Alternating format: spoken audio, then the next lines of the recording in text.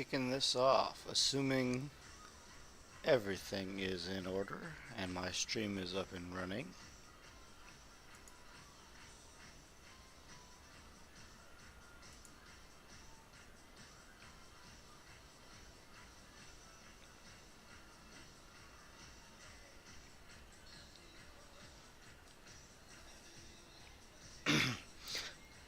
Today is going to be a new player or old returning player Q&A for Battle Pirates.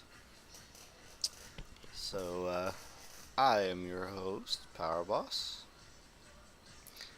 and I am going to be the one to say, hey, come on my Discord and join me, and I am going to be answering questions for anybody and everybody who happens to join the channel.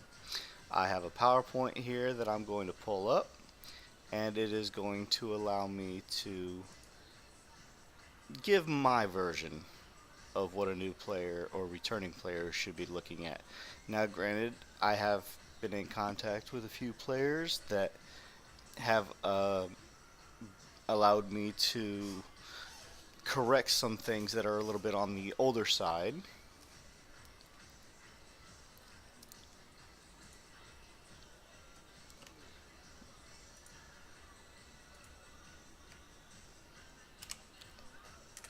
So, without further ado, let's get started.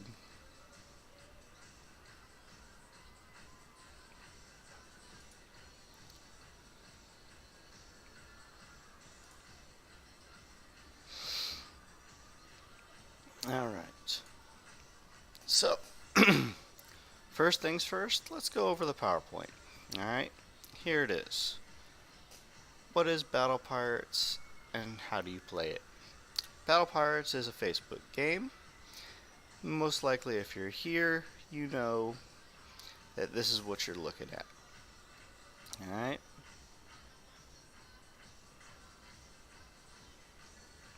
Alright, so basic terminology. It is a outpost building game.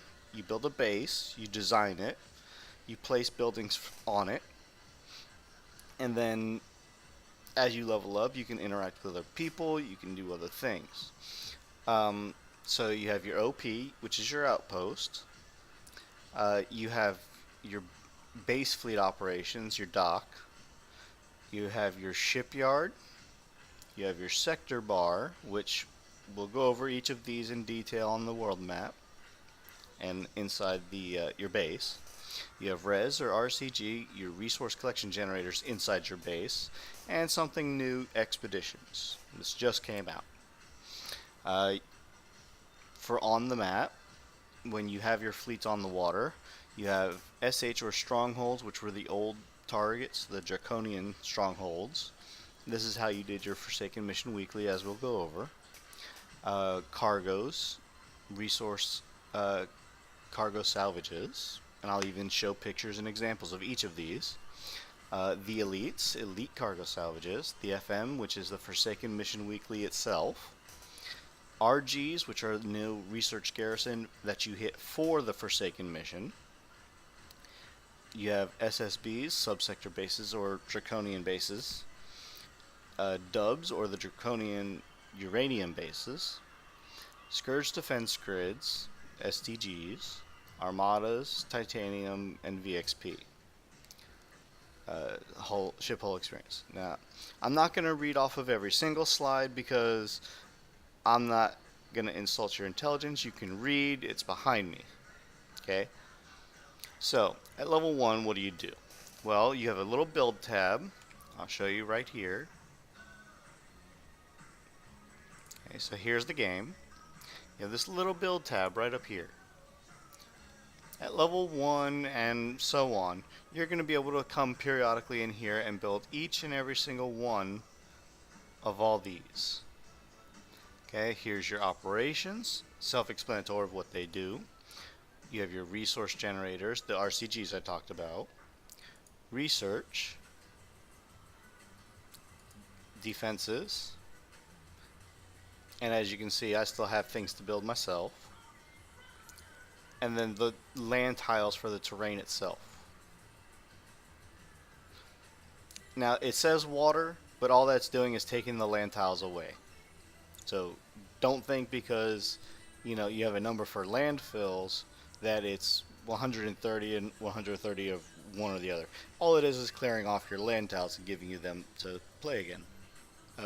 Excuse me, place again. And then you have your base planner, which will allow you to quickly place everything, I should say. Okay. So going back to the PowerPoint. Excuse me. Alright. Now, you want to build everything in that menu that I just showed you. Okay? You never want to stop researching from the places that you can research from. Okay? Namely, that's the Naval Lab, the Outpost, the Advanced Lab, the Weapons Lab, and the Retrofit Lab. Okay? As you can see here, each one does something very specific, whether it's getting the hulls, getting the weapons, getting the specials, getting the armors, or getting something for your base. Okay? The Outpost is different because that is specific advanced R&D that is separate from mostly everything else. The R&D that's in the Outpost is hitting objective targets. In the very beginning of Battle Pirates, you'll have in the upper left a little drop down and a pull out that will tell you that you can do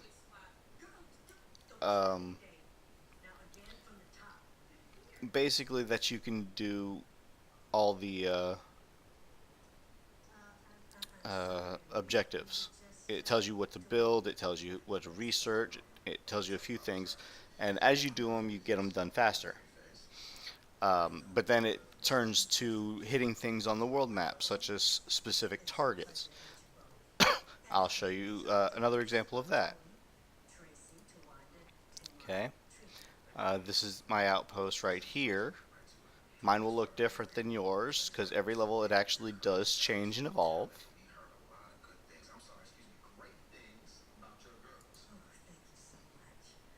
Okay, and there is one thing that is not in this PowerPoint that I'm acutely aware of, and that's this particular picture that I'm showing you right now. But as you can see, if I scroll all the way down, it goes all the way down to Objective 30. As you can see, I'm not a top level player. I'm not all the way at the bottom. But at the same time, I'm not at the beginning either. I do have some done.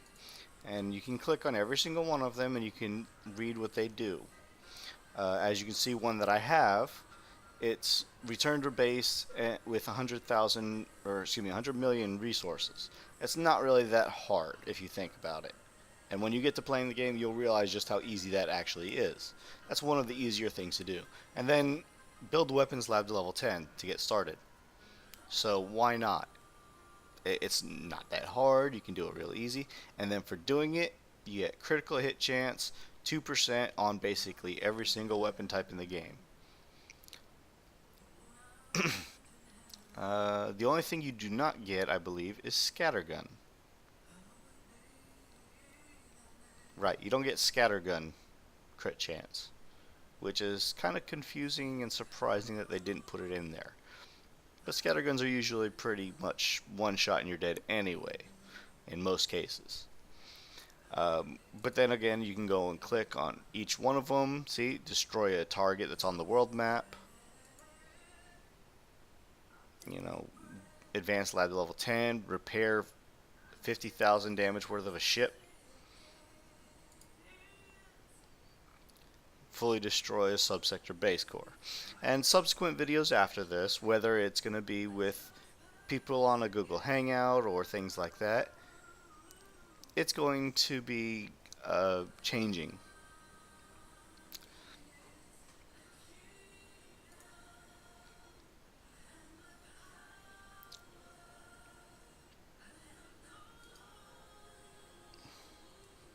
Hey, thanks for the host, G-Daddy.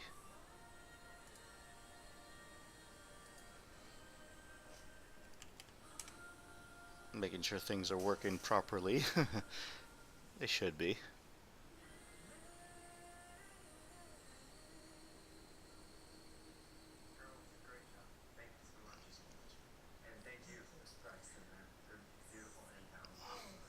Yes, they are. Okay.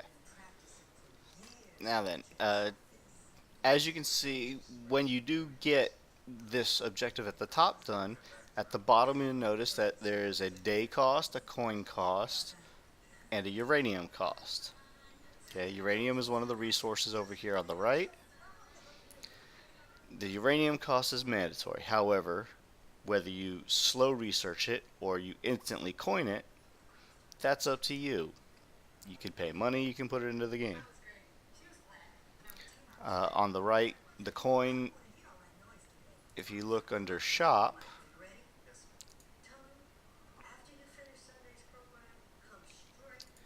to put coin onto your account, no matter where you're playing Kixeye, this Kixeye game at, as you can see the value of what it is here.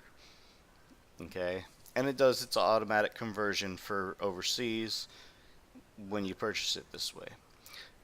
So, they're basically saying that for 395 gold, I think is what the R&D showed, that's what that R&D is worth, which if you equivalent, it's between 10 and 50 bucks. I'm not going to actually calculate it out. Okay? So that's that. So once you get your Outpost R&D going, that's pretty good. I think you have to have Outpost 6 before it opens up. Don't quote me on that. The next thing you want to look at is the War Academy, because that determines how many fleets you can hold. I know I was going to put pictures of each of these buildings in, but again, you're not stupid. You go to your build tab and you can see what it looks like. It's labeled. But basically, when you go into it, let's see, where's my building at? Mine's right here. Okay, you click on Academy, and that's basically it. It tells you when you upgrade what you're getting. It's pretty self-explanatory. Alright. Now then, I have all this going on. Let's go back to this one more time. Alright. You have your Foundry, and your Retrofit Lab, and your Great Hall. Your Retrofit Lab kind of falls in with the Weapons, Tactical, and Advanced Lab and the Naval Lab. It has stuff to research. Try to always keep it going. Usually most of the things in there are pretty short, so you can always have things going on. You can make sure that things go very, very smoothly, or if you want to, you can save up and do a whole big thing at once. As you get higher retros up to level 15 on literally everything that's in there, the uranium cost does get more expensive, though, if it has a uranium cost at all. Some things that don't have a uranium cost initially will eventually have a uranium cost. So just keep that in mind as you're retroing. But you can do hulls, weapons, specials, armors, pretty much anything will be found there. There's also a special foundry that does specific things that will not initially cost uranium, but as you level those up there, they will. I'll show you the difference. Again, going back to the game. Okay, you have this little building on the water. This is your tactical lab. Okay, this has one kind of research on it. Okay, these are for very specific hulls that have a big stop sign looking diamond, or hexagon, excuse me, in the center of the ship or somewhere on the ship where you can put one of these. And again, I'm not going to insult your intelligence. You can click on it, you can view it, and it'll tell you what it does. And there's 2 pages worth of them. Okay. Then if you go over here to tech installations, these are different. These go on your base stuff, not your ships. Okay. And again, each of them do different things and go on particular buildings. Some of them can go on any building, and others can go on any building but have a specific bonus with a specific building. And basically to do something like that, you'd click on whatever building it is. I'm going to show you as an example my outpost, and you go to equip.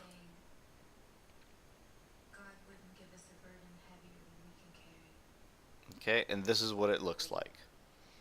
Those tack installations that I mentioned are these down here.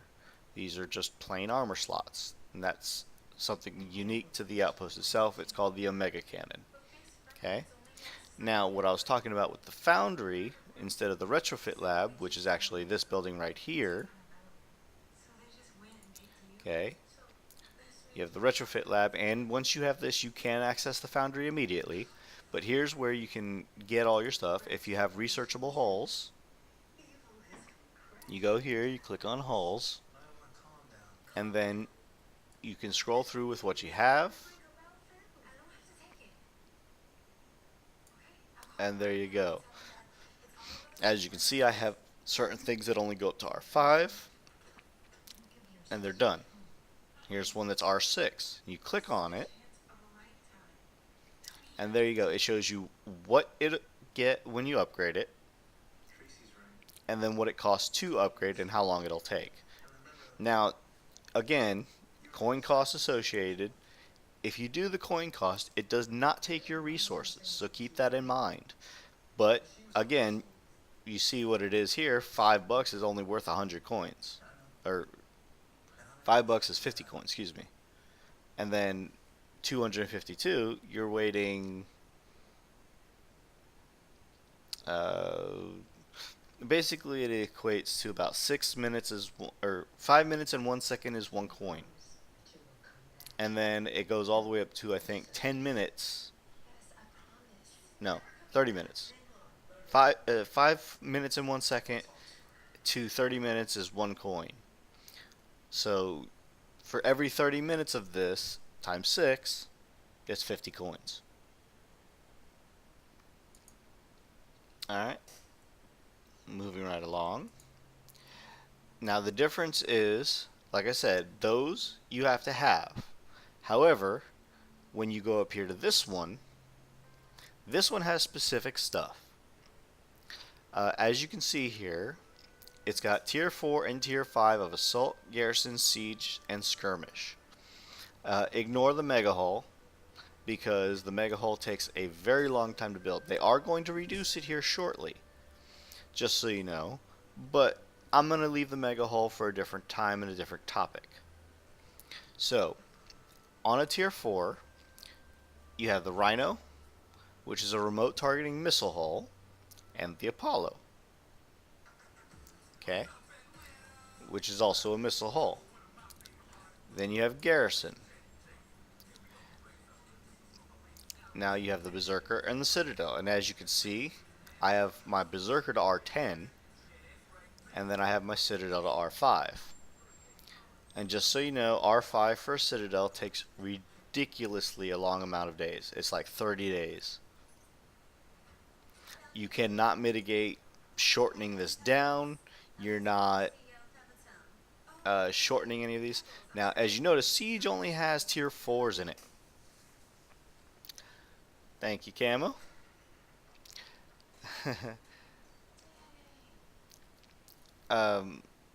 Threw me off. Siege, tier 4 Centurion.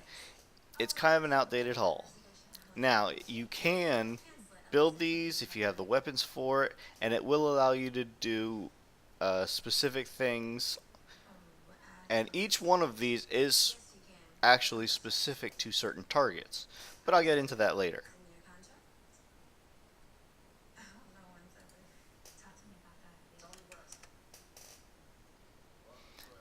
Alright, so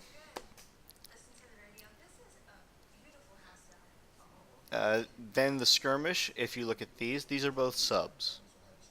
Okay? Yes, there are subs in this game, and yes, they are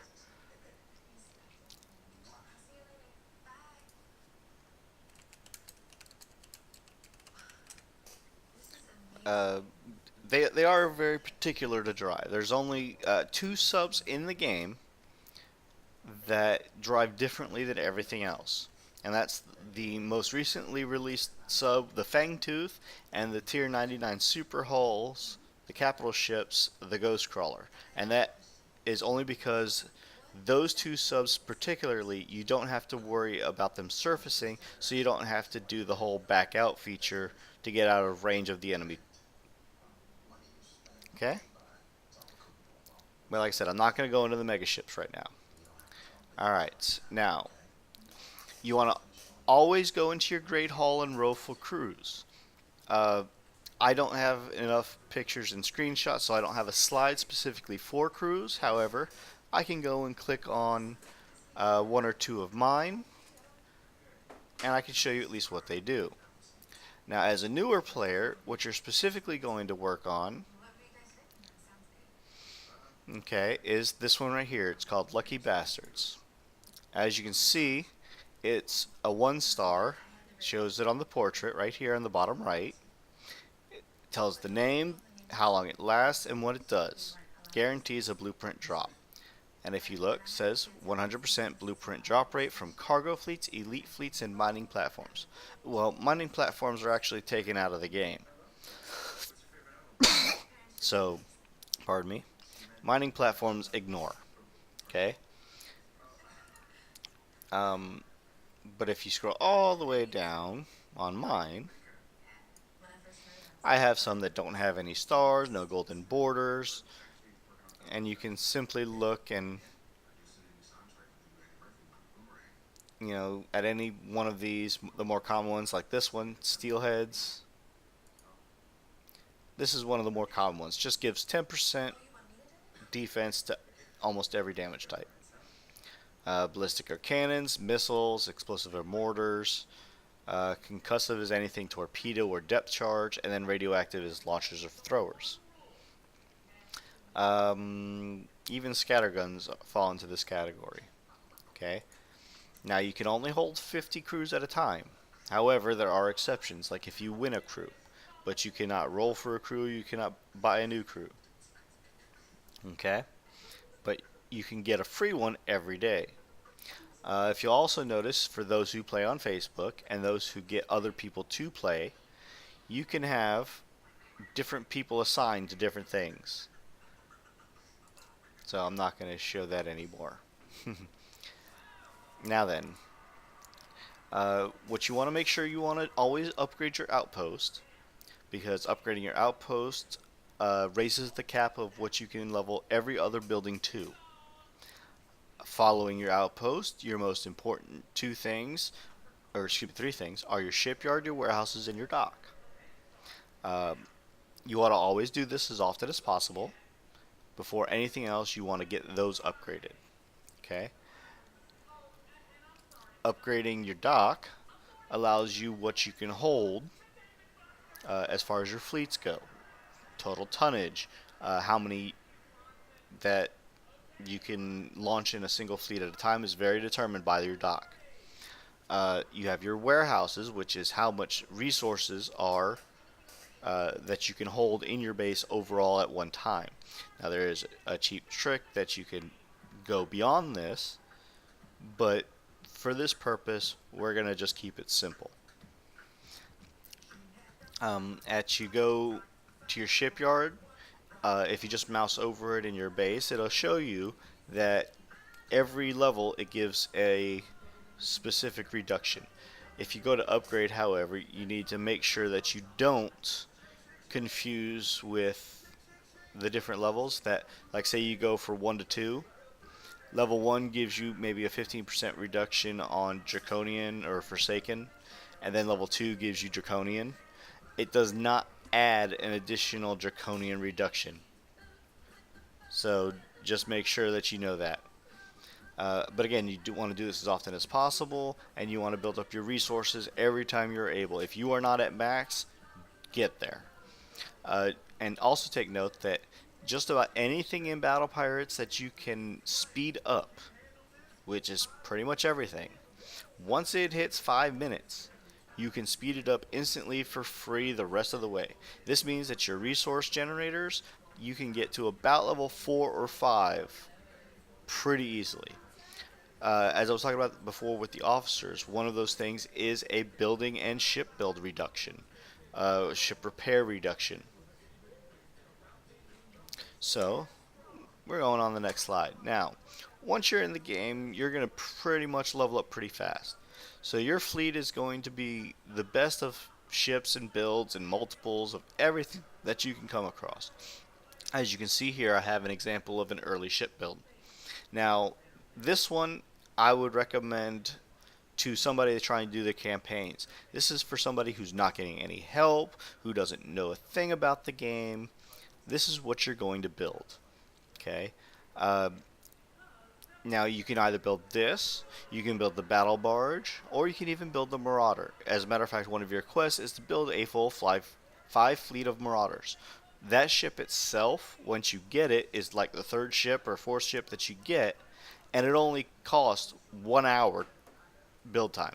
Literally dead even for a Thud 1, and we'll go over that in a little bit. Okay, now the main thing that a new player needs to know, you do not want to mix weapon types on a single hull unless it is for a very specific purpose, which we'll go into actually later. But if you're using cannons, you want to use all cannons. If you want to use missiles, use all missiles. If you want to use all mortars, use all mortars. You don't want to change them. Very few different weapon types in the game have similar ranges. So basically what's going to happen is one is going to cancel the other out because it's going to be outranging it and your ships are going to stop on auto. So unless you're driving, it ain't happening. So as you can see here, this is an example of a ship called Leviathan. There is a variant of this, the Leviathan A, which all the stat blocks on the right have improved stats over. Basically, when you go to it, it's going to be a little bit more than what this one is. I know it's kind of hard to see on the left, but the blank hull has some stats, and on the right, by adding in the weapons, the armor, the specials, and things like that, the stat blocks change. Now, granted, this is Kixeye, so not everything is perfect. Alright, but as you can see, this is an example.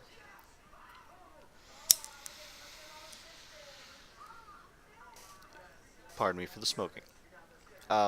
Now, as you can see here, I have an example of Cutlass 4s, an Engine 3, and a Solid Fuel Booster 1. Or excuse me, Solid Fuel Booster 3, SFB 3. However, every hull in the game, unless you are coining it, and even then, that's a big, big if, you do not want to build the hull initially with anything other than a Thud 1. The reason being is, this will shorten the build time of every single hull that you have. The Thud 1 is literally no time added on to the build. So whatever the hull is at the base, this one happens to be, for me, 10 hours and 48 minutes. Granted that there has been a drastic reduction on everything researchable, so if you do it by that, then it might even be shorter than this. I know that there's one build that I have later specifically that, as an example, it's about 6 hours shorter. Now, for the purposes of this build, the Leviathan, if you go for a full fleet of 5 of these, then this is something that you can get very early on. So, you want to build maybe 2 or 3 of these or 5 of these, and this is your cargo fleet for now. But these get outdated very quickly. You're not going to even use these. So you're only keeping these very temporarily. You want to stick with the Marauders or even the Battle Barges if you have the time to sit and build 5 of those or more instead. But you only need the Marauders, and it's very basic. They changed the FM, the Forsaken Mission, so in doing so, this is actually outdated. Because with this right here, you'd be able to do quite a bit. Now, continuing with this, you're going to build basically 5 ships per fleet. Okay? Almost every single time you want to have hands down 5 ships of something in a fleet. Whether that be, 5 ships of what it is, in this case, the example that's shown is the Seawolves, or there's going to be later on, such as the Icebreakers and the Skyfires and some of the later hulls that have what's called the flagship. As you can see, the flagship is the first slot. Unless it is a Phantom, no sub can be in the flagship slot. So you have to find something else that sits on the surface, and basically you fake out your opponent. Now there are radars and radar ranges, thermals, and stuff like that that can detect subs, and within certain ranges that's what you're going to do. And in most cases it works.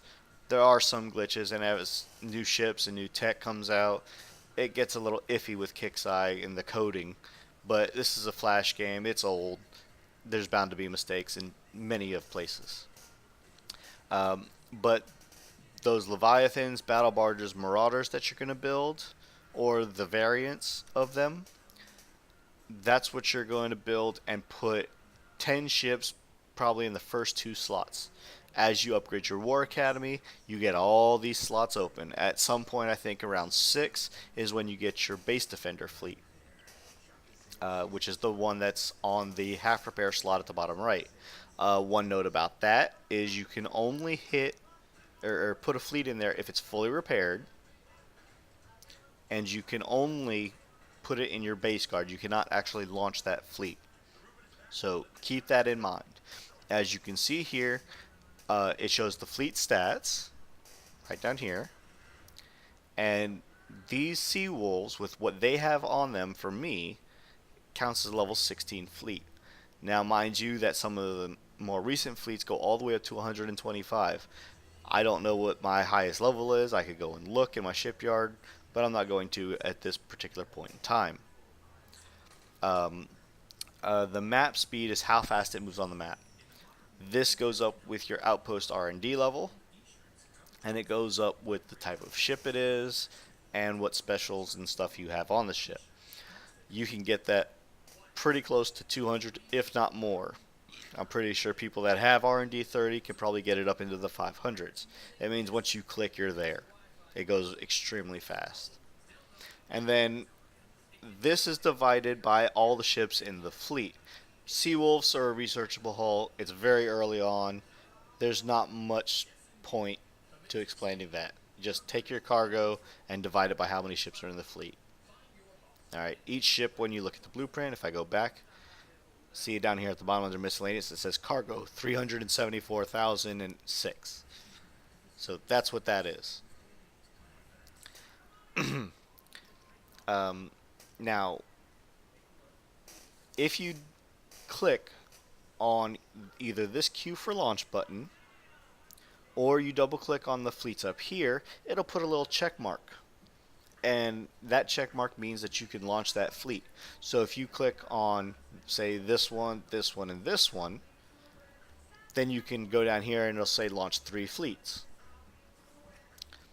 Not to mention, if you have, like, say, the first 2 checked, and then you click on your third, it'll still say launch 3 fleets if the first 2 have check marks. That puts it on the world map. Any player that sees it can hit it, and there you go. Now,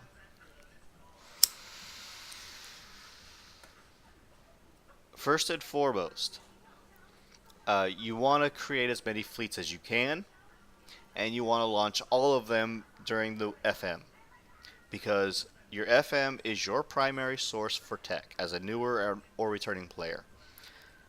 Damn near everything that you do in this game revolves around the Forsaken mission. If you do not have a fleet that can do that, then you're going to be hurting anywhere else in the game. So,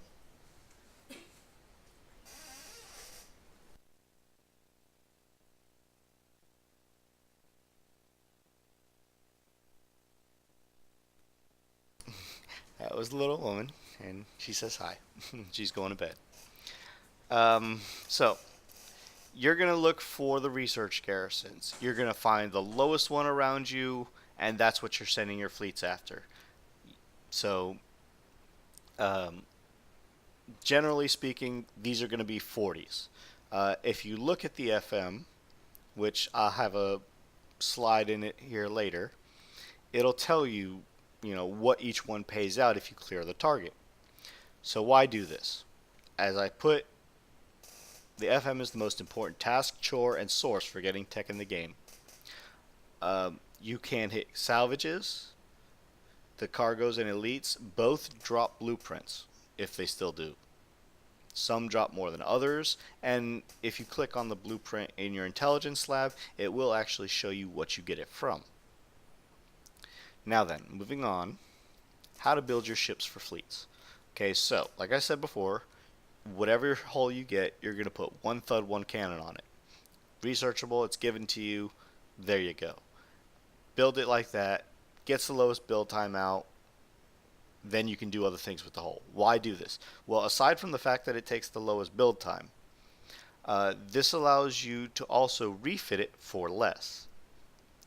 It allows you to get the hull out in case there's a raid, because after every raid there is what's called a VXP weekend. You go, you suicide your ship, you get points for killing ships, and you get points for your ships being killed. There's several ranks. I don't know what they all are, but I know that the top one is legendary, and it looks like a little skull and crossbones. If you'd like, I could show you an example of that. In addition, it allows for you to build the hull in pieces in case you get better tech. Like say, if I get my Thud 4s on this, and I'm going to put all Thud 4s on it, but I have Engine 3 researching. Okay, and it's not done yet, and it's not going to be for a couple days. But in putting 4 Thud 4s on it, I delay the ship launching. So, I don't want to put an engine on it yet because I'm about to get Engine 3. I don't want to waste time putting Engine 1 and 2 because then it's going to add build time onto this, and then when I go to refit it again, it's going to be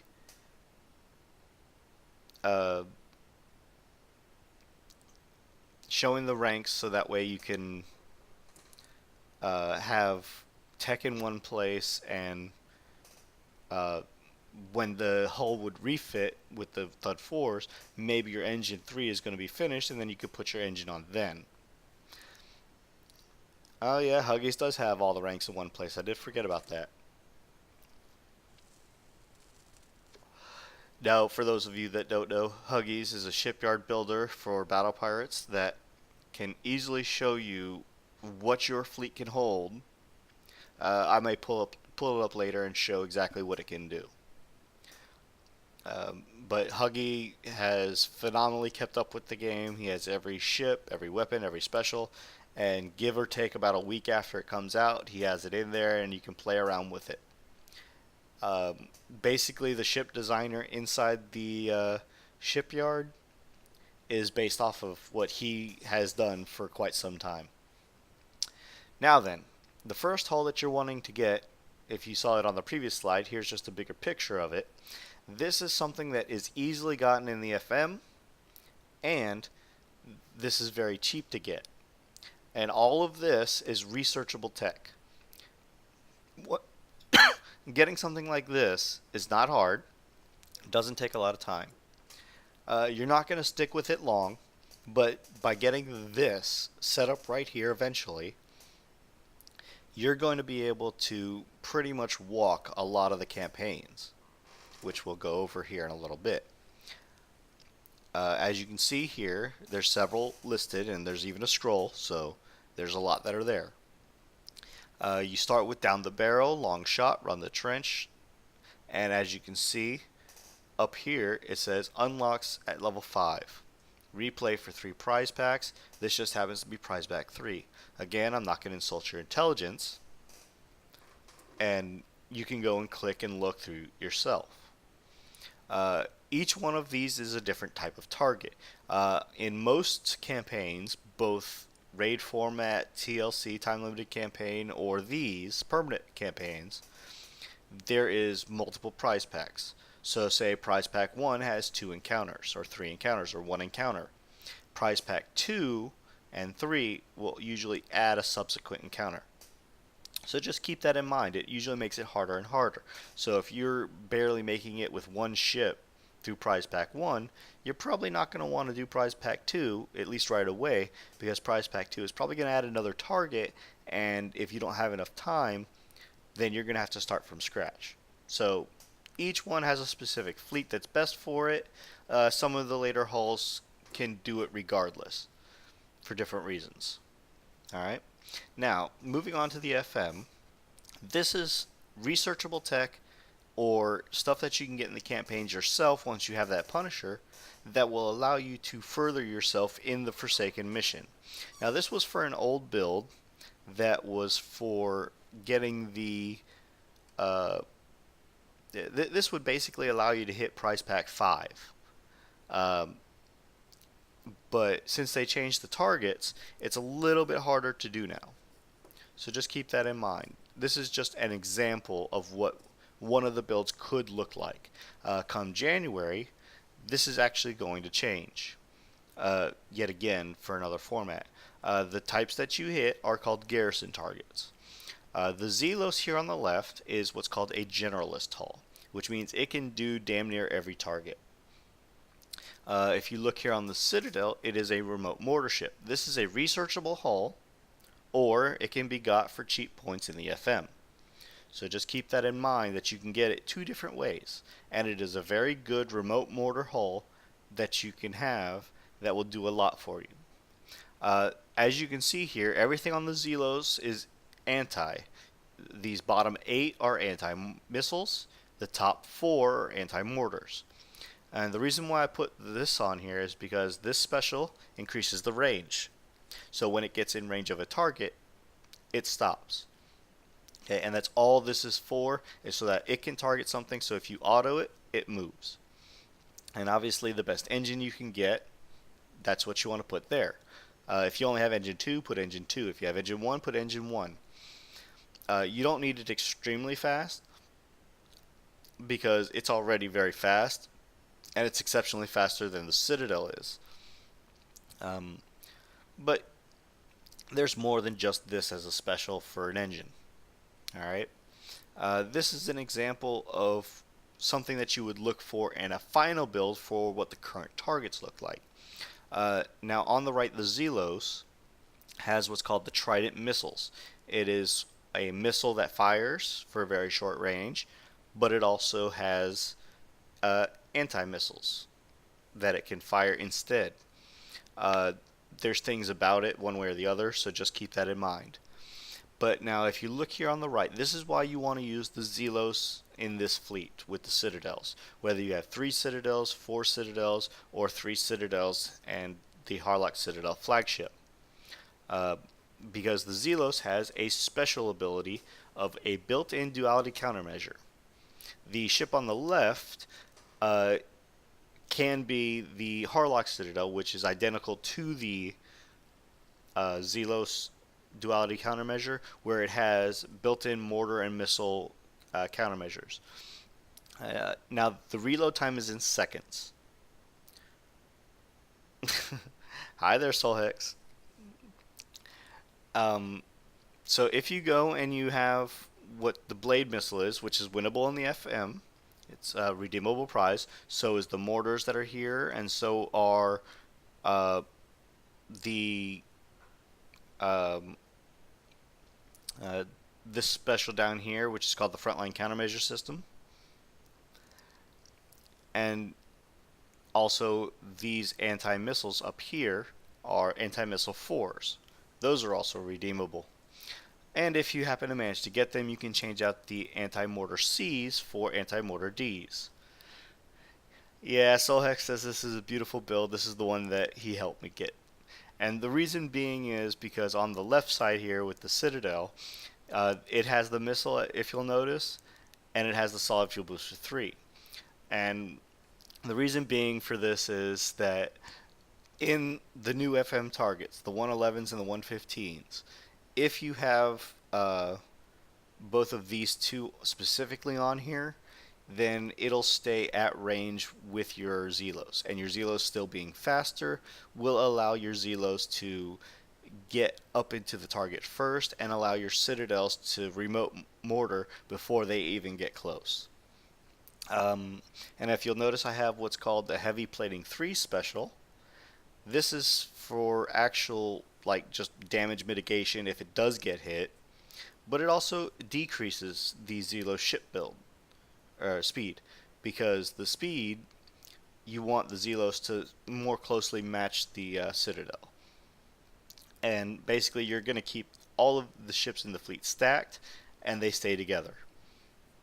Alright, so if you look here, this is what they have put as payouts. So if you're going to hit a 40, the lowest of the lowest, it says it recommends Citadels and Punishers. Yes, you can build the Citadel in that build with a Punisher tank, and it will do essentially the same thing if you build it all countermeasure, but we're not going to do that. Alright, and it's good all the way up for the 61s and the 68s. At earliest point, though, any Punisher where it says here can be changed out for the Zelos. And the Zelos is better because 4 slots are specifically countermeasure, aside from the built-in duality countermeasure that it comes with. Yeah, it can theoretically semi-auto with the Citadel and the Zelos, or the upgrade to the Citadel, which is called a Monolith. Uh, the only thing that you have to worry about when you're actually in the target, if you look here on the right what a research garrison looks like on the world map, it's got those little mines in it. You can't target them, you can't destroy them, you just have to drive through them. There's 3 points in a 111 and a 115, and even some of the later targets like the 103, the 89, the 82, and I believe even the 68 that you have to drive, or else you're going to be hitting those mines. I don't remember about the 40 and the 61s. It's been a while since I've hit any one of those. But then as you see it gets to the 82, it says you can use icebreakers and monoliths. Now, do not get those confused. You can't. They look too different. However, the difference is you don't want to mix them in the same fleet. You don't want to have a Citadel or a Monolith sitting with an Icebreaker and send both of those into a target. That is basically asinine. You do that, you're probably going to lose your fleet. It's not going to complement each other. The reason being is both Icebreakers and Monoliths buff themselves, and between the two of them, the more of that particular ship that you have in the fleet, the more buffs it gets. If you like, I can go into the game and show you an example of that. But I'm not, like I said, I'm not going to insult your intelligence. If you scroll all the way down, that's where it is. Now then, here's the prize listings, what the prize listings look like now. As you can see in Prize Pool 1, it gives you, for 1,000 points, and if we go back here, the lowest target that you can do gives 2,500. But that gives you 1,000 points worth of that. So as you can see here, I have 19,200. I would go down to 18,200, and I would get a 3-day Punisher build token. It's one token that shortens this build time here at the bottom by 3 days. And this is the blank Punisher build. Okay, it's got a small Forsaken chest. Each level has its own Forsaken chest, and each one gives something different. Obviously, the higher in the prize packs you go, the more this gives. But as you can see here, this is where you get the Punisher. Prize Pack 1. Very cheap. Probably only costs about 1,000. I don't know because I already own the hull. But anybody who doesn't, you can go here and you can see it. And the X armor is for explosive. The M armor is for penetrative. Yeah, I'm getting to that, Soul Hex. So yeah, basically what he's saying is, when you build that Leviathan or that Marauder or whatever it is, for the way the current targets are changed with taking out what they are, it used to be an 88 target in that Citadel and Zelos build, or even the Zelos and Monolith if you can get it. There's a little turret that they put into the 115 and 111s that you can go down to and just keep going in and clicking on it and attacking it until it's dead, and it gives you points. Anything you destroy in a target, it gives you points equivalent to what you kill. So, if you want to cheese the system, you can't kill a 40, or you just want more points faster, or you have multiple fleets that you can send out that you could find. The 111 gives you about 3.8k points when you kill it. And of course, for more health, if you want to do a 115, say you get that Punisher build, you can kill the one in the 115 that's exactly in the same location because the targets are identical. One just has more health, and it's worth about 7.6k, I believe. Uh, I could go and find out, but there's no point. You can find it out on yourself when you can get there, unless they change the current point payouts. So yeah, moving on to prize pool 2. Now I highlighted some things here. As you can see, the Hailstorm Anti-Mortar B, the Pandemonium Mortar, and the Strike Warheads. This is also where you get your Zelos and your Citadel. Now, again, your Citadel you can get from your Foundry, so don't waste your points on it here, because you can get it for just resources there. But there's a medium chest, and then here's where you rank your Punisher. You get 3 5,000 VXP medium tokens for the Punisher specific. Now, what rank does, it increases your turning speed with that particular hull, and it increases your weapon firing rate of everything that's on the hull. That includes countermeasures. So ranking up the Zelos is also quite nice. But of course you don't have Zelos VXP tokens here. So you have to do that other ways. But I would like to take particularly note of the Strike Warheads, the Pandemonium Mortars, and even the Hailstorm Anti-Mortar Bs. Now the B you don't want to get. It's what you want, it's nice to have, but you don't want to get it here, because you can get it in your campaigns. And it's much easier in your campaigns to get once you have a single Punisher built. Okay?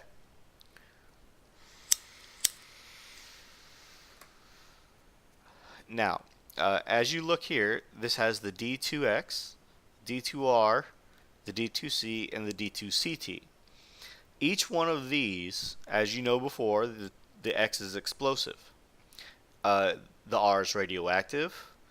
The CT is concussive. Don't ask me why they named it CT if it's concussive. But also the Zenthonite Armored D2C is ballistics. Each one of those has a specific purpose. It gives specific damage resistances for PvE targets only to a specific damage type. And as you go and look through, you can see, which ones are different.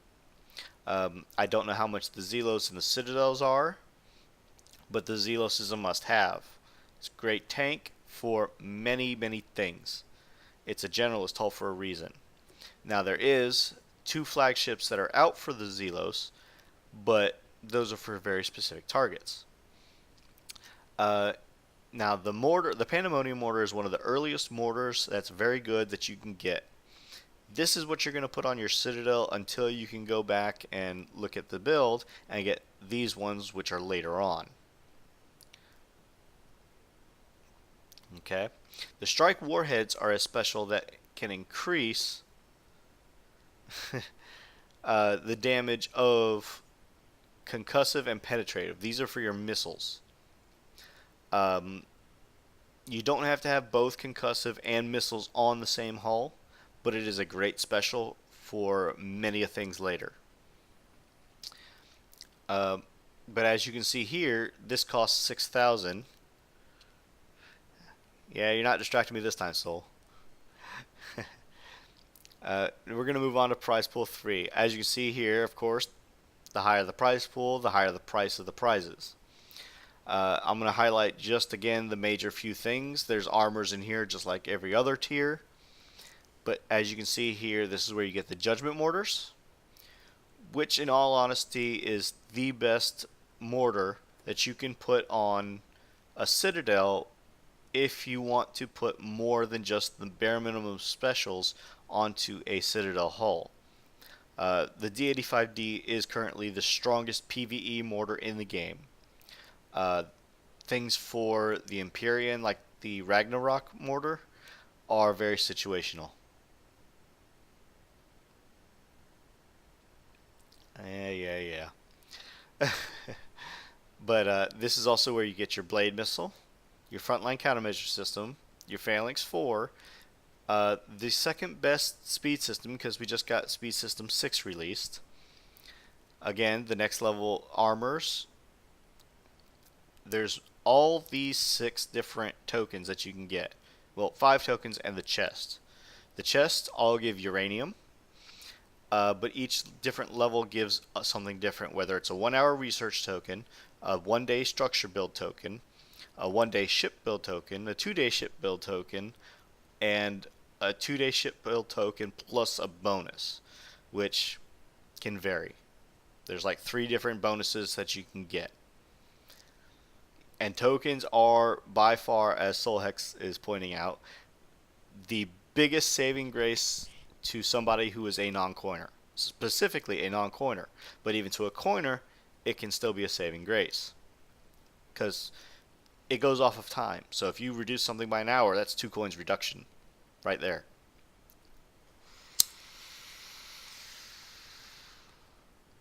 Now then. The frontline countermeasure system boosts all of your anti-missile, anti-mortars, and increases damage resistance from turrets. Anti-missile 4 is the best pure anti-missile in the game. Blade missile was one of the earliest OP missiles because of being able to be so lightweight and putting so many on. The Judgment Mortar is a great early game mortar if you don't have the D85D, which is one of the better mortars for late game. Combustion System 2, and if you looked back onto the previous slide with the Citadel, Explosive System 4 are early game mortar enhancements. They give splash, they give projectile speed, and they give all sorts of other little tidbits like that.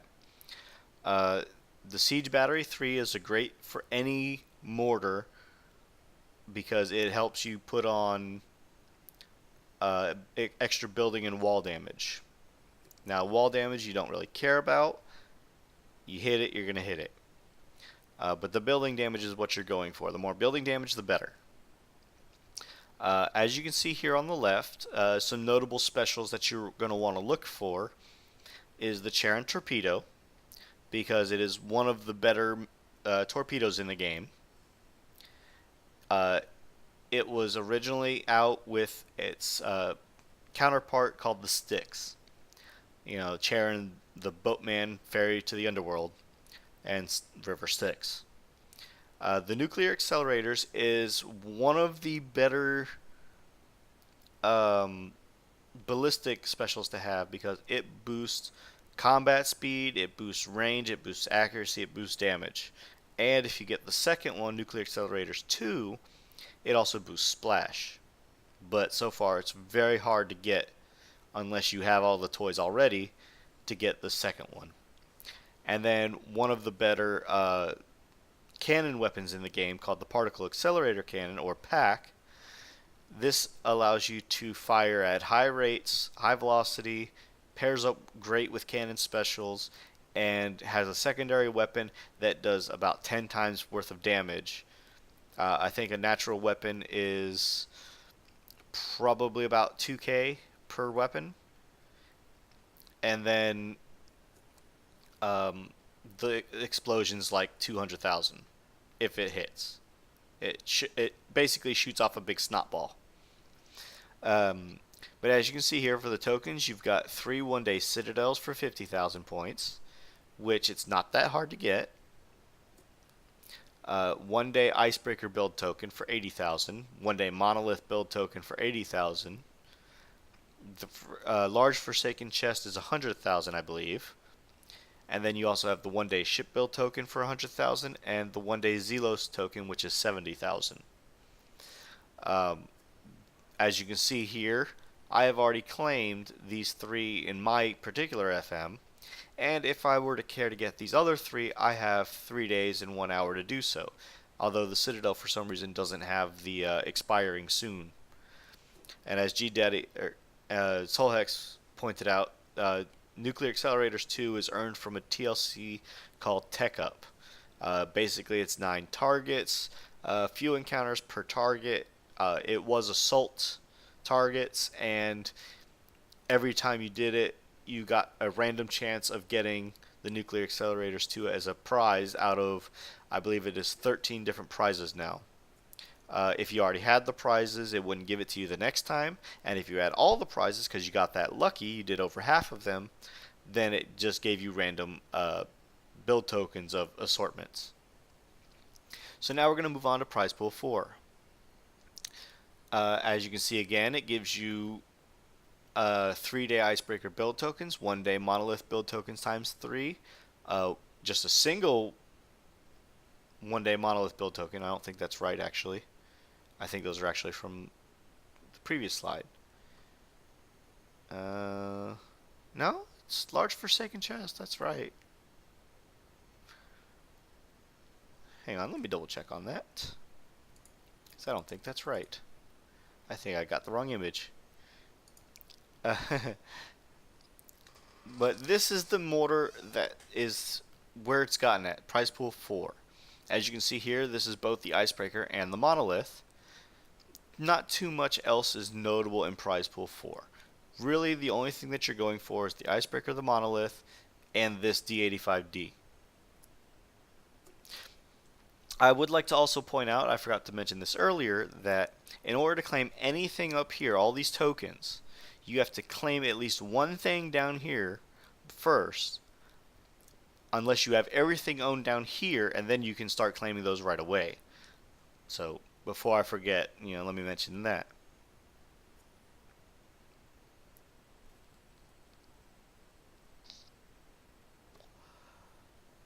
And while my game is loading back up, because I want to double check that.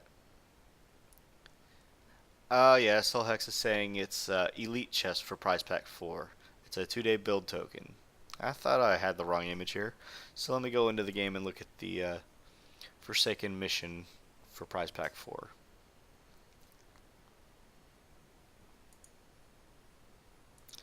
And just so you know, if you're playing on Facebook or Facebook Game Room or even the KixEye server, if you highlight up here above your little title bar here, KixEye likes to put out little messages periodically, but you'll have to refresh your game to see them on certain occasions, and it tells you certain things. This one is particularly referring to the VXP weekend, and it even has a link here. Click here, and it'll take you to the discussions, which you click right here to go to the forums, and it will show you exactly what it's talking about specifically if you want more information about the targets.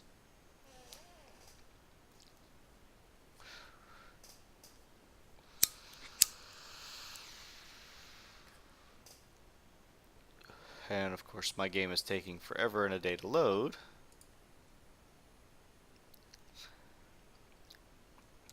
So I'll make sure I get what I missed here. But in the meantime, let's go back to the slides. Now Prize Pack 5 is a load of a whole bunch of information, because every time they added new content to the game for the FM, it always goes directly into Prize Pack 5. They very rarely, if ever, put it into any of the lower prize packs. They just did a cleaning house and removed a whole bunch of Prize Pack 5, moved those down to 4s, moves 4 down to 3, 3 down to 2, and took a whole lot out of 1. But as you can see here, these top three prizes, the Recondite Rockets, the Warhead Reloader, and the Alloy Panels XCO, are all new. They just came out literally this FM. But as you can see, there's only one legendary chest here for 1.2 million. The lowest prizes, I believe, in Prize Pack 5 are 600,000. That's 2 115 targets completely destroyed if you can get that far. And then the more notable prizes are the D100V rockets with the expanded fulmination payload, and these are for the Icebreakers, and the Hailstorm anti-mortar Ds. Now, while these are very, very good, there is one better. That's the Gales. So just keep that in mind, that just because this does anti-mortars and anti-mortars alone doesn't mean it's the best for anti-mortars. Okay, let's see if my game is loaded. There we go. Now they give you periodically offers So yeah, you can mouse over the ship and it shows you the build and all the stats and everything like that. And as you look right down here, as soon as this pop-up goes away, I've got 4 offers. So you click the arrow. My second offer is a full fleet of 5, including the flagship of the Gridiron. Don't get the Gridiron or if you get it, don't build it because the Zelos works better as a tank for this fleet. Alright, Fangtooth build tokens, which is one of the newest sub that came out. 1 day times 15 and 1 day times 40. It's actually not too bad of a price.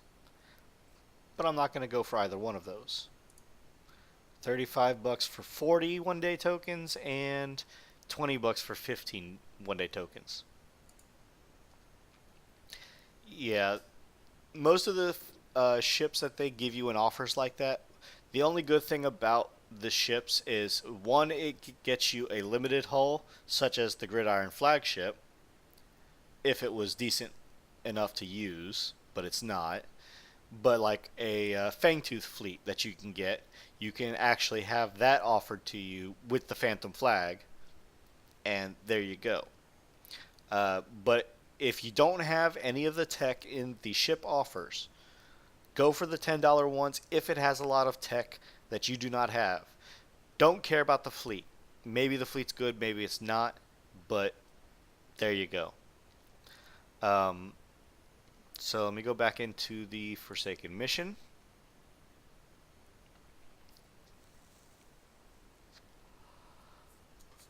Going to the prizes and prize pack 4.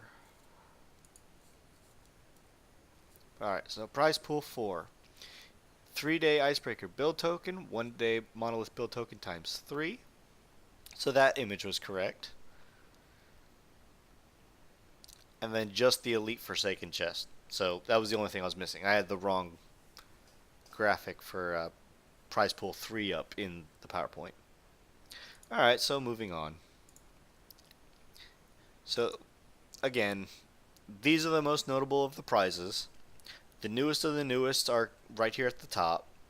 Some of the more notable ones are like the Nightmare Torpedoes. But if you can reach prize pack 5, and eventually you will with the Monolith build and the Zelos strategy for semi-autoing 115s, you'll be pretty well off. Now keep in mind that ranking only your Zelos will count for increasing your chances of surviving in the 111s and 115s.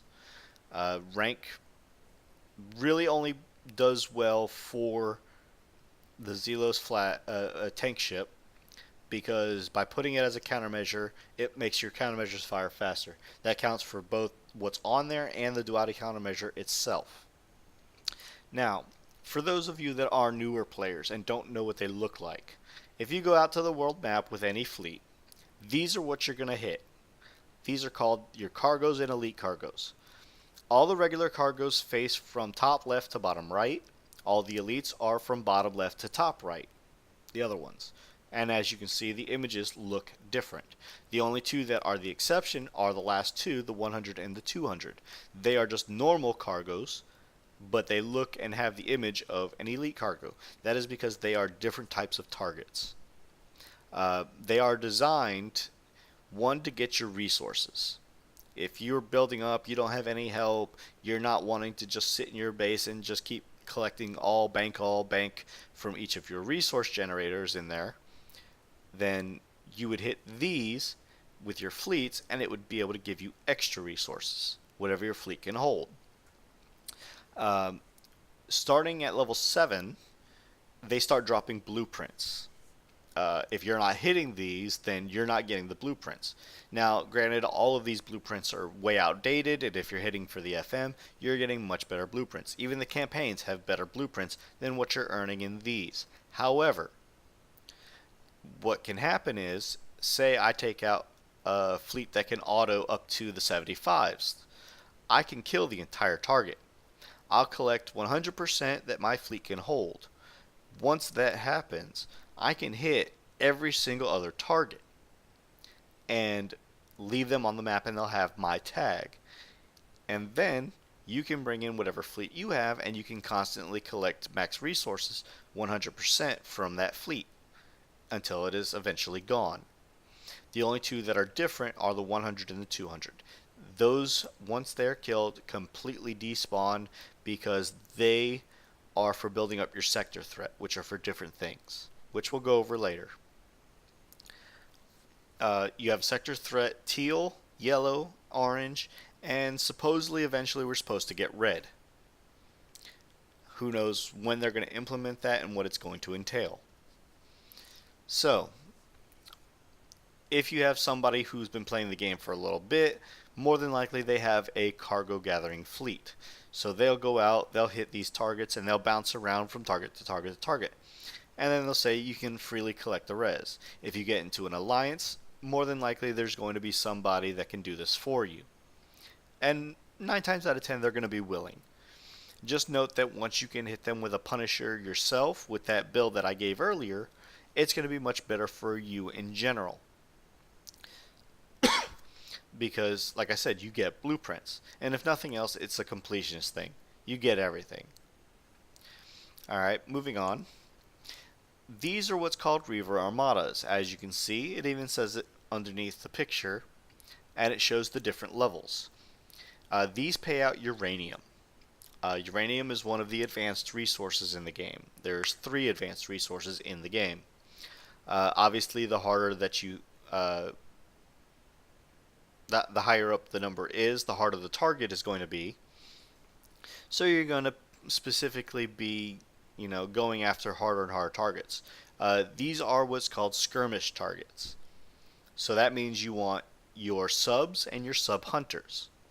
Those are your best bet for killing these particular targets. Solhex would know better than I, but more than likely, if it's not a skirmish fleet, you're not wanting to use it on these, period. Specifically because of the resistances that will come with it. Moving right along.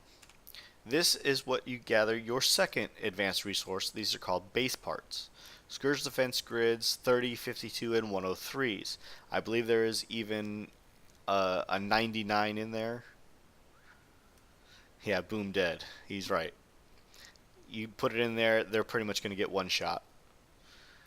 And nobody likes taking it into there and seeing their fleet die from the first volley of any fire that comes onto your fleets.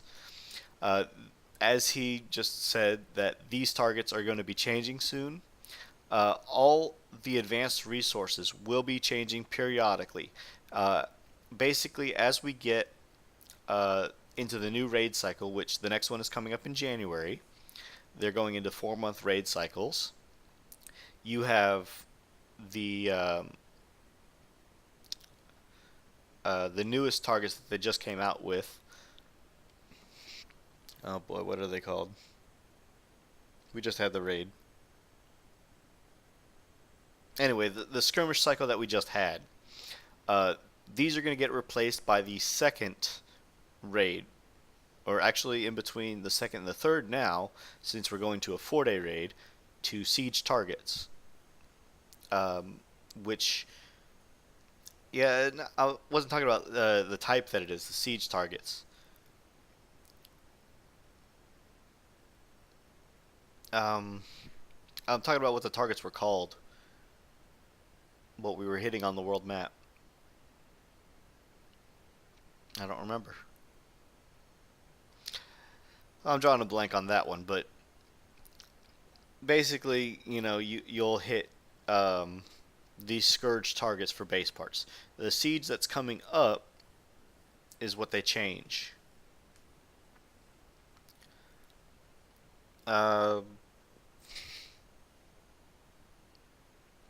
Anyway, these give you base parts.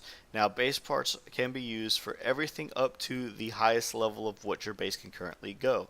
Right now, you can go to Outpost 10, and all your turrets can go to 9s. Even some of your buildings get upgraded yet again. But once you get to OP10, your base parts can go for the outpost itself, but it cannot reduce anything for leveling any turret from 8 to 9. However, from 1 through 8, you can do it. It basically reduces up to 14 days, I think, at max. And the more warehouses you have and the more upgraded your warehouses are, up to, I believe, 16 is the current max, you can hold an increased amount of base parts. And titanium and uranium and your natural uh, resource generators in your base.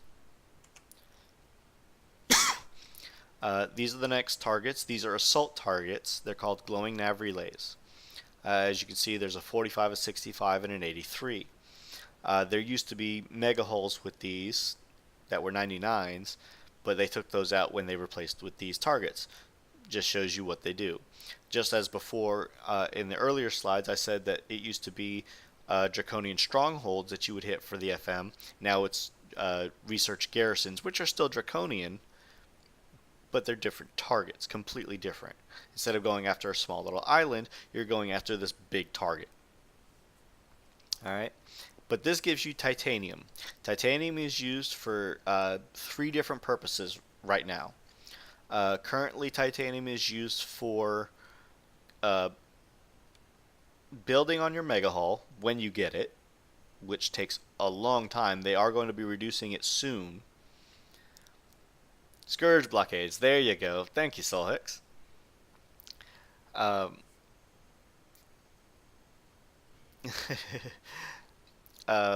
you can use titanium to build both your mega hull components, all your weapons, your engines, and things like that. In addition to that, you can use them to research either the advanced parts for the mega hull, or even Conqueror generic VXP tokens, or Justice VXP tokens, which is a Defender hull. Now, Conqueror and Defender are 2 hull classes that are specific to PvP targets. Well, PvP in general. Defender, of course, is Defender, and Conqueror are the base hitters, which you're going to use to go into some other base, not like the campaign. This is another player.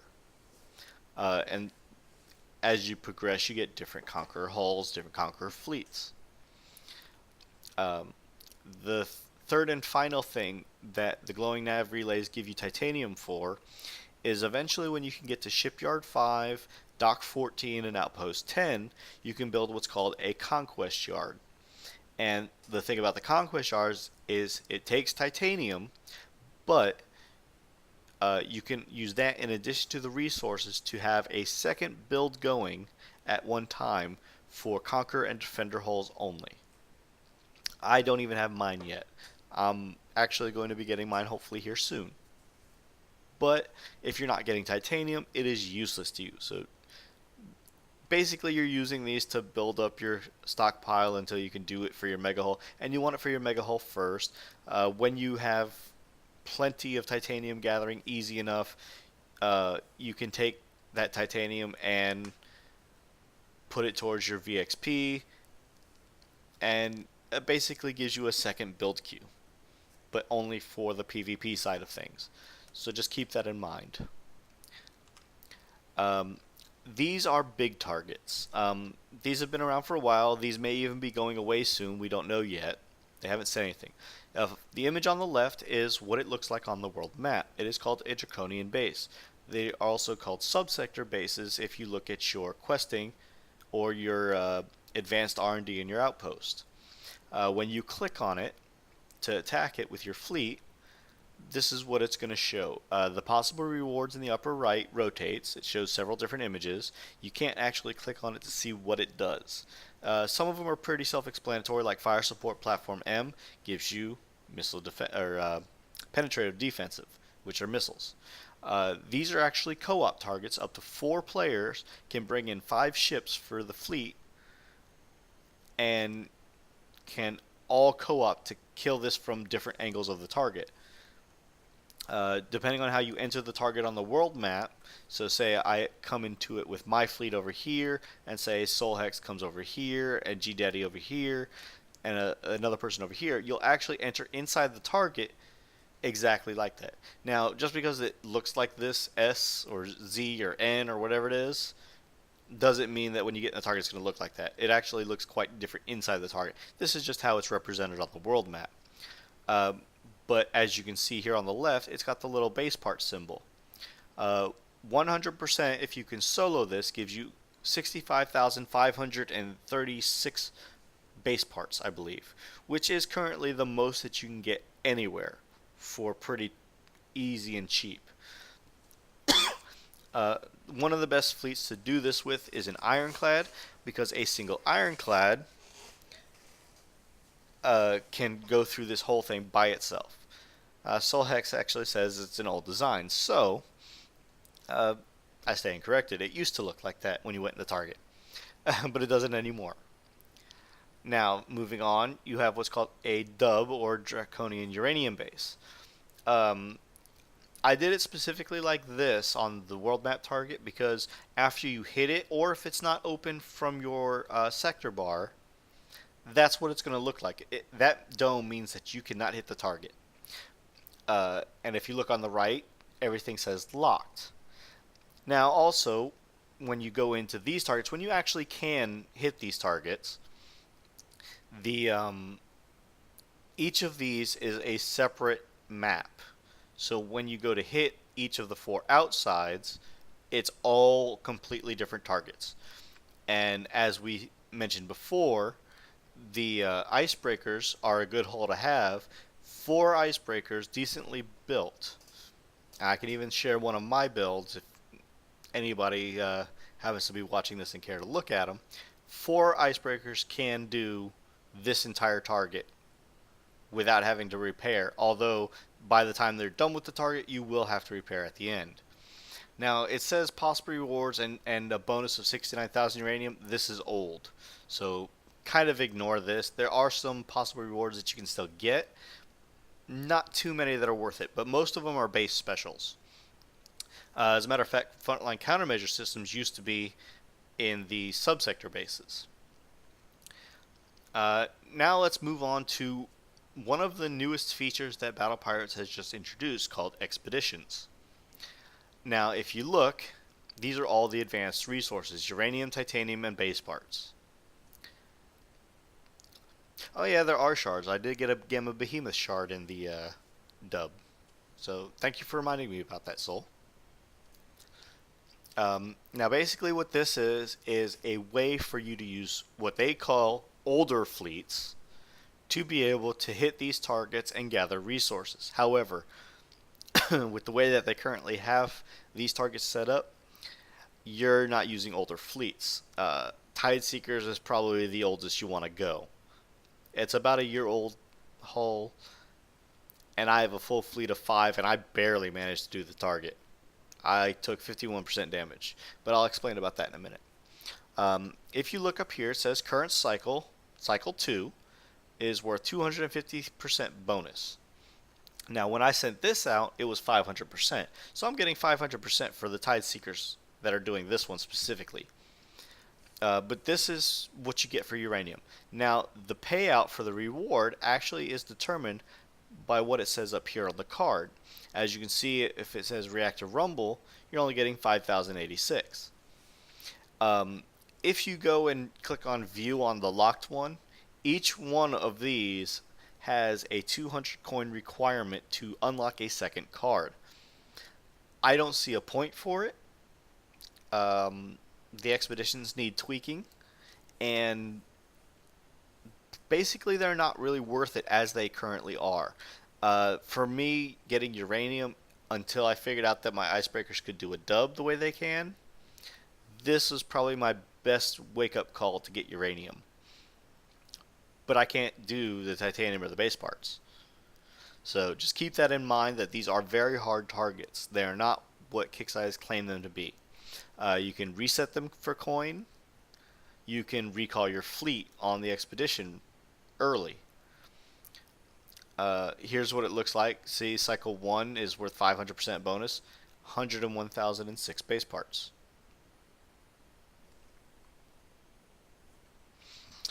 And again, titanium, 1,526 titanium. This one might be worth it if you can actually do them. Because, yeah, you can go on the world map and claim a whole bunch, but at the 500% bonus, unless you can do it for little to no damage, like I can't, then you can come in here with this and you can set your latest assault fleets to do this target and actually maybe get a decent amount of prize. But again, the name of the card is determining by what the payout is at the bottom. Now when you click on view, this is actually out of order. This is what it's going to look like. This is what it's going to look like to go onto the expedition. It's going to tell you what it is, what the resource you're getting is.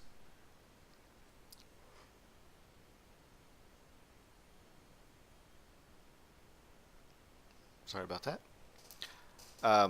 It's going to give you a little description of what KIXEYE has deemed appropriate for text.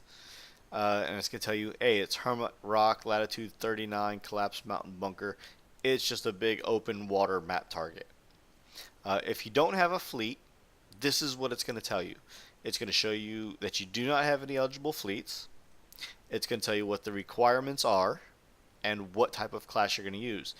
This one, I believe, specifically is for my base parts. You need siege targets, which means cannons. They have to be fully repaired and docked. And it can only have siege or generalist from 4 through 7 or 5 through 7. This is my assault. As you can see here, my expedition score is only 1558. Minimum requirement is 1700. Now, mind you, Skyfires are the auto hull that came out in the last assault cycle. The only thing else is Phoenixes. And I saw somebody with Phoenixes that were having a hard time with the same target. They did it, whereas I didn't. But I'm under the minimum score. So it makes me wonder what KIXEYE's thinking is for older fleets. It means the things that have only just come out. And just so you know, the same thing that I can use in a siege for the subsector base, I can't use in the expedition for base parts either. So just keep that in mind. Each one of these says that there is a pattern, a strategy for doing through these. Yeah, one more ship will make the total. I realize that. And I was thinking about that, but I don't know if it would be worth it for me to do that with my Skyfires, because I like driving in the glowing nav relays for my base parts. Those are actually kind of fun. They're challenging, they're skillful, and it actually works. Anyway, moving right along. So once you finish the expedition, the good thing is, if you complete it, your hulls return completely repaired. By the time my Tideseekers finished this target, I had 3 days until they returned. That means that I'm going to get 54,912 uranium in 3 days. Right now, I think I'm down to about maybe 6 or so hours. But my Tideseeker rating is 1958, which is pretty much on the low end of what it was, because all 3 of them are 1700 to 4000 challenge ratings.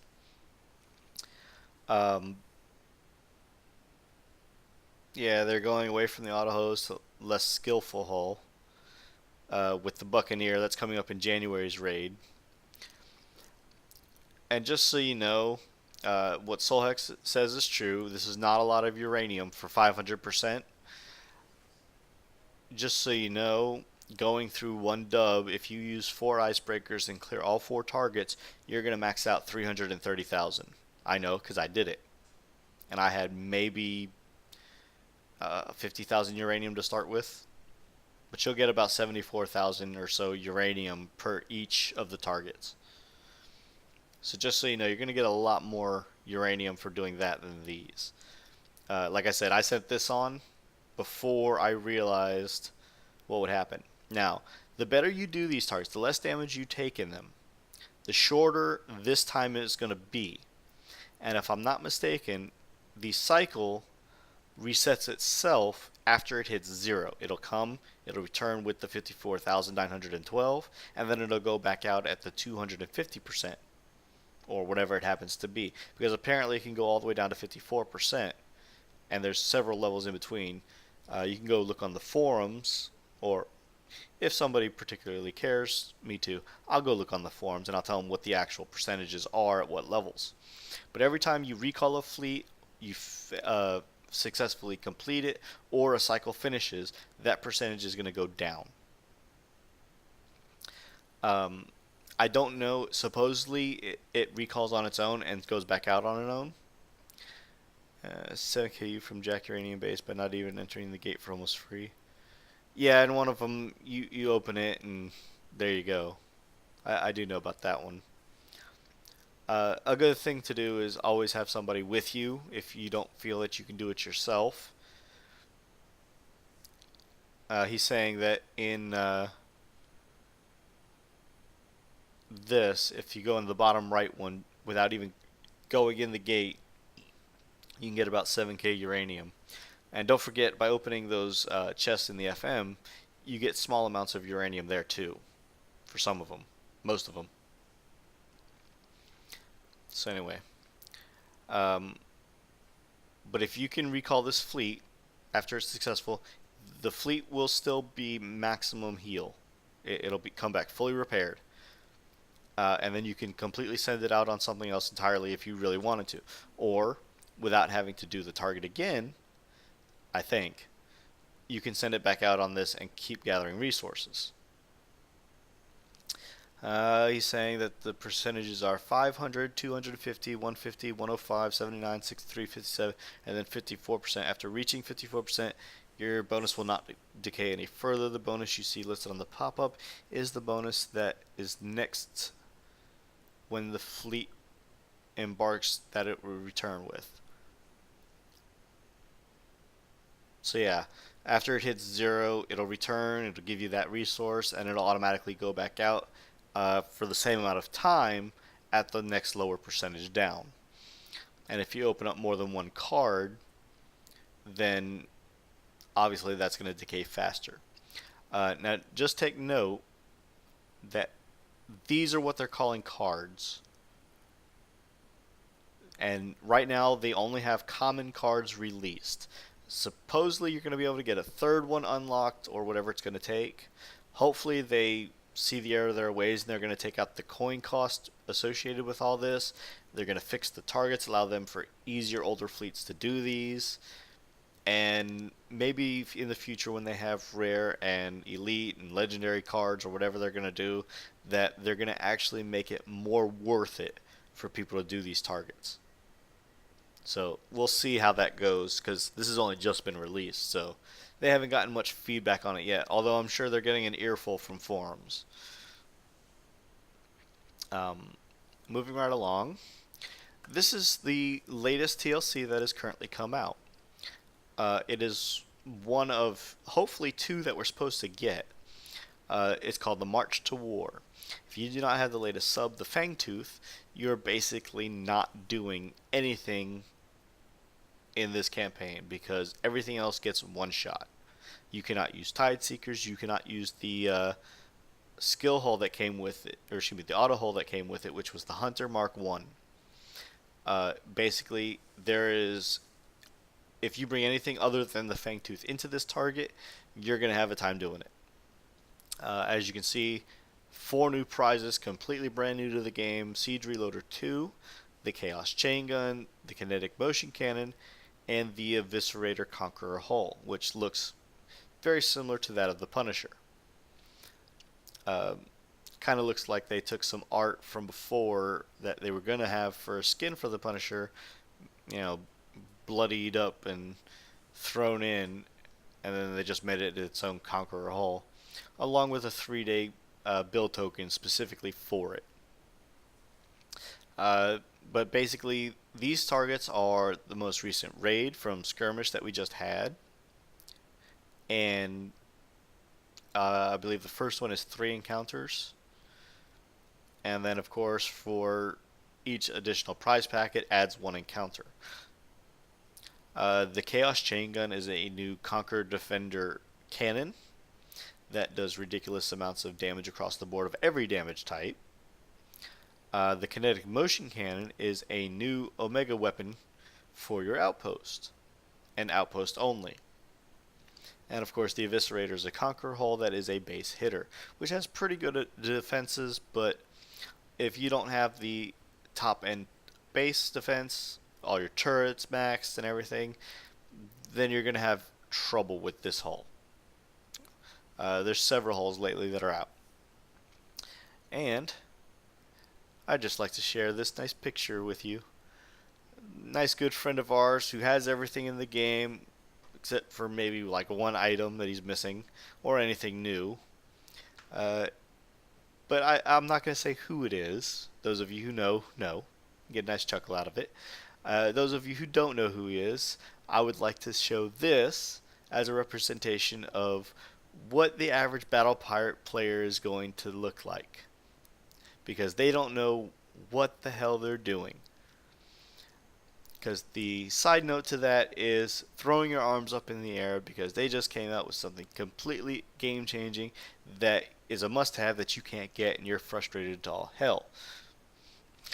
Alright, enough of that.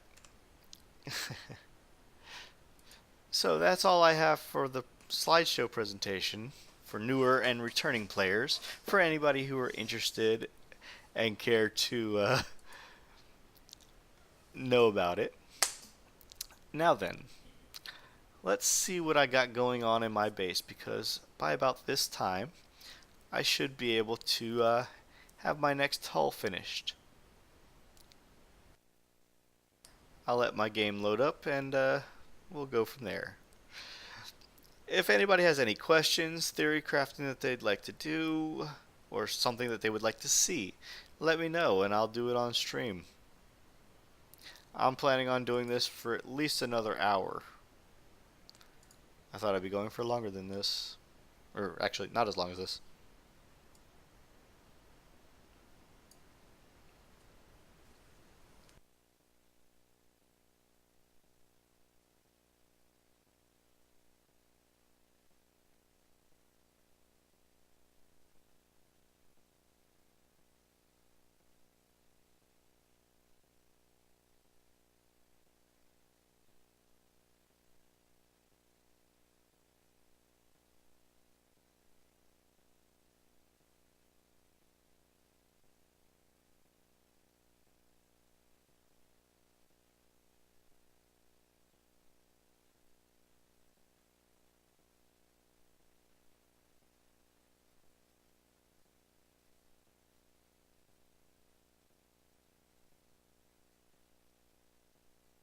He's not gonna kill me.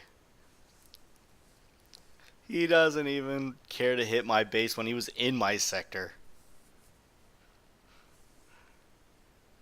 But he's more than welcome to try.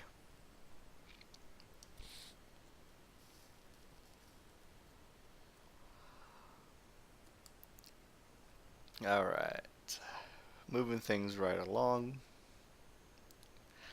Well, welcome to the stream, BLM. How are you doing today?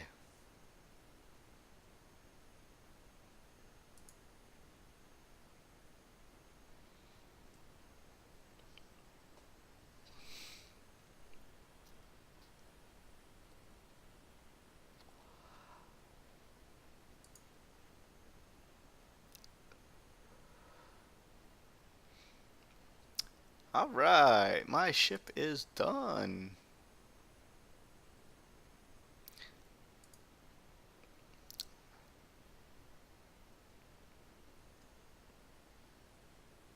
Ah.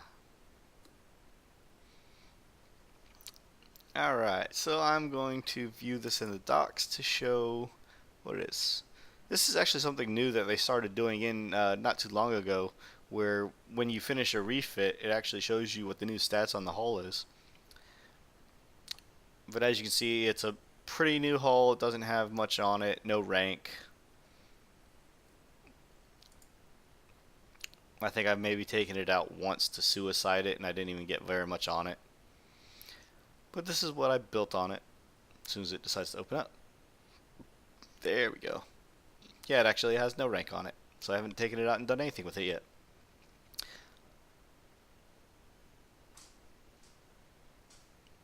Although it's messing up because I have 5 tridents on that. Let's just click on refit and look at it there.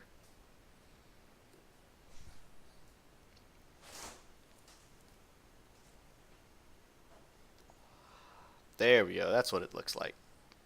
Alright, so as you can see, I have it underweight. And I don't have max shipyard. I only have shipyard 3, mind you.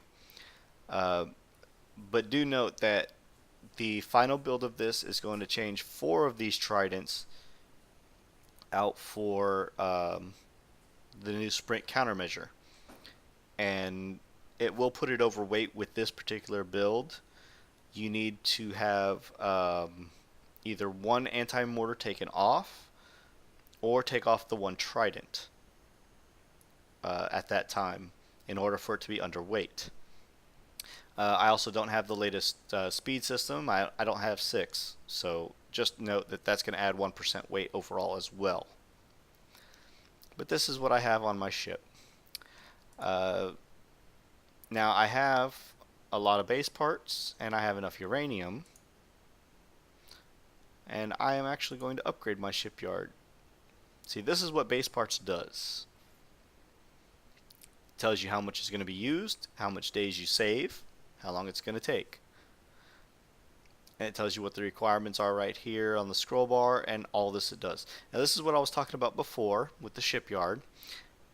It says 15% weight savings on Forsaken weapons and armor, 9% on Draconian, 50% on Reaver. The 15% on Reaver is the only one that's getting added. These two are already there for shipyards 1, 2, and 3. But now that I'm going to 4, I'm adding in the 15% on Reaver tech. Start the upgrade. Yay, I have it now. Shipyard level 4 is completed. And now, what is it going to take for shipyard 5? I cannot use base parts because it is the highest level shipyard. It takes 175,000 uranium, which as you can see I still have. But it's going to take 12 days and 15 hours and 47 minutes and 25 seconds. Now keep in mind that I play on Facebook and I have the Master Engineer for 10% ship construction speed, but I also have an officer for building construction speed. So also keep that in mind. But as you can see here, 15% weight savings on Scourge weapons and armor. Legion is the only tech that we have that we do not have a weapons and armor weight savings reduction for.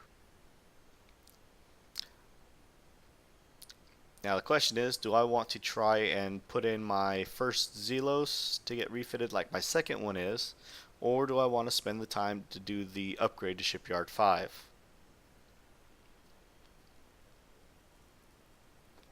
What do you all think? Should I start the 12-day upgrade, or should I get my second Zelos for my FM fleet put into refit?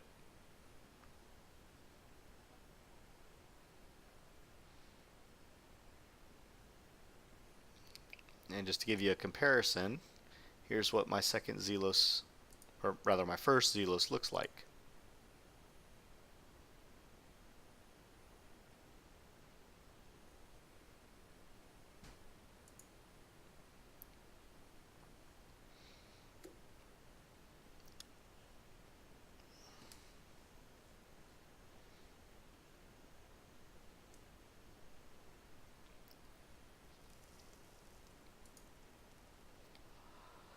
This is what my first Zelos looks like.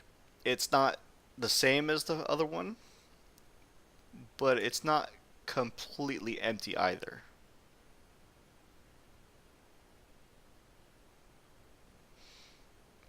This is what my other Zelos looks like. Built it a while ago, never actually put it in for proper refitting to get it to where it needed to be. So you're saying I should do this and get the 6 days on? Actually, I don't know how many days it'll be because I'm changing a lot on it. Now, for those of you who don't know, when you are taking off and changing around,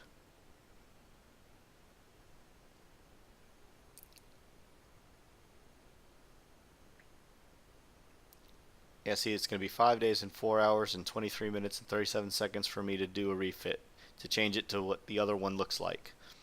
And that's still not including that I need to put it in again when I get the sprint countermeasure. And note that when you're doing your shipyard, you can't upgrade your Zelos or build another ship or anything because your shipyard is currently in use. Refit the Zelos because you can do the shipyard during the raid when there are upgrade tokens. Semi-auto 115s for free.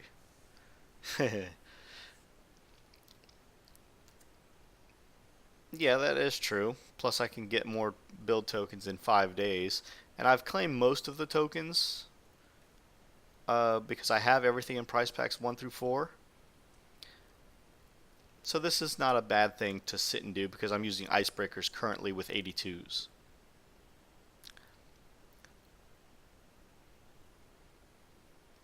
Now, GDaddy and Solhex can both do 115s for free.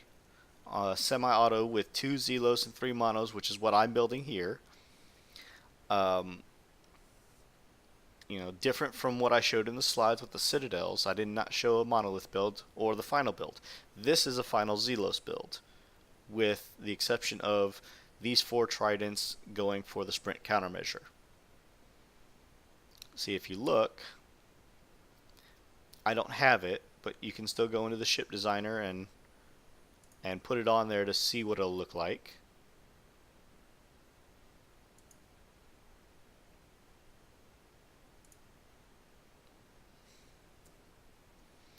And see, it's the only one that's red for me because I'm showing unowned components.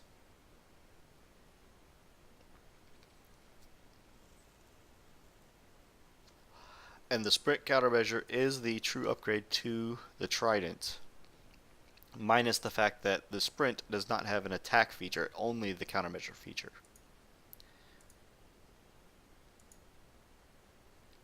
But as you can see, after I put all 4 on, my weight limit up here goes up.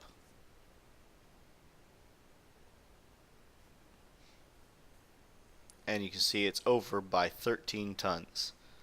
So, my recommendation, keep the Trident on, because it does missiles, rockets, and UAVs, but take off one of the anti-mortars.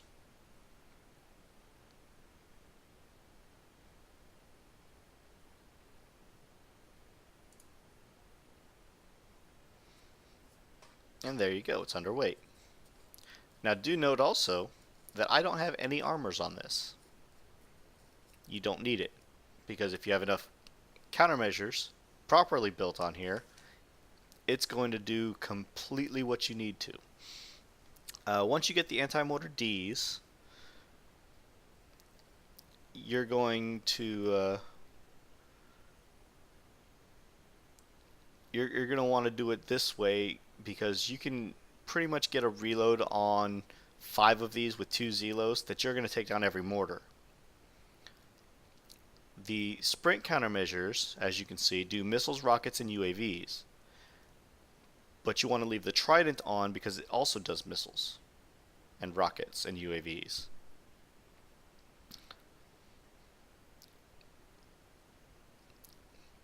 But also take note that I also have Phalanx Force for anti-missiles and UAVs. There are ships in the 111s and 115s that this can potentially be used against. So for now, since I don't have the sprint countermeasures, I'm going to go back to using the Tridents. So I'm just going to quickly reload it, and that's my tank build.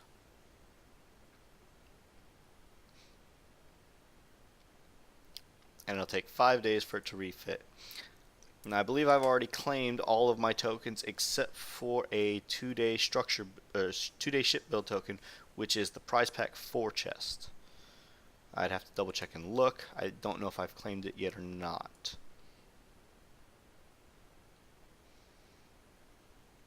So I go back into my FM, I look in my prize listings, prize pool 4. I don't need to do any icebreakers or monolith refits. Well, I need to do icebreakers, but I don't have them yet. But as you can see, I've already claimed the Elite Forsaken chest, which is a 2-day ship build token. And if you click on it, that's what it tells you it contains. 2 days of ship build tokens. It's one 2-day ship build token. And up to 40,000 uranium. I believe when I opened this, I only got 10,000 though, just so you know. But now, I still have prize pool 5 to get, but I got to get about 2.4 million, which I cannot currently get until this Zelos finishes refitting. And just because I don't have one repairing, I'm going to go back into my dock and set a new fleet.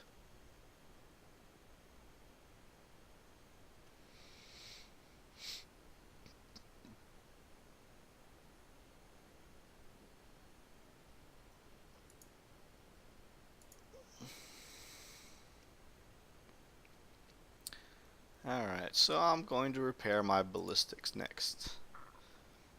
Now, as you can see, I have a Zelos that's built with Quake cannons. I've got a Punisher, I've got an Ironclad and 2 Centurions. I'm eventually going to get rid of the Centurions, get rid of the Punisher, and I can always keep the Zelos because I can refit it for something else later. Maybe I'll put it with the Citadels and Harlock Citadel that I have, which was my old FM fleet. Oh boy, 12 hours. That's going to be a nice long repair.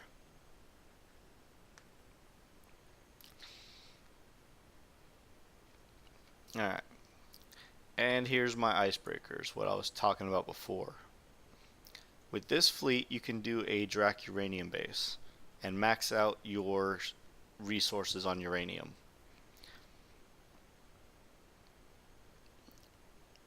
And as you can see, my Tide Seekers show that it's on an expedition. So it's still collecting uranium there, which will be 54,000. And I finished collecting that in 10 more hours, or 11 more hours.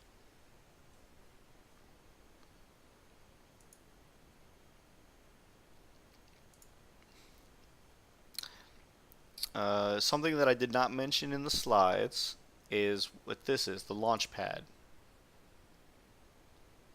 As you can see, you have a very large assortment of rockets of sizes and types. Each one does something specific. Generally, the ones that you're going to want to look for are either the long small pinches. I like building the long pinch XLs because I actually use them for what they're intended for, max building and ship stun time.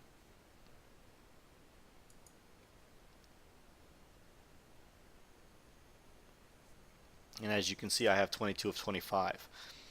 My recommendation, and what most people would tell you, is you want to build the small ones because you can get several of them out pretty quickly. You're going to want to use those and use them as often as possible.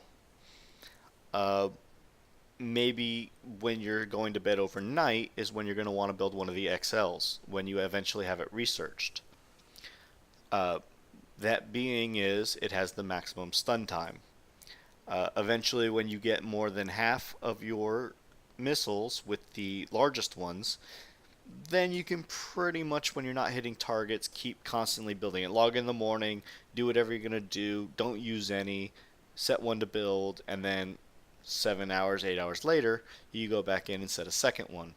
And you'll get about 2 a day. Alright.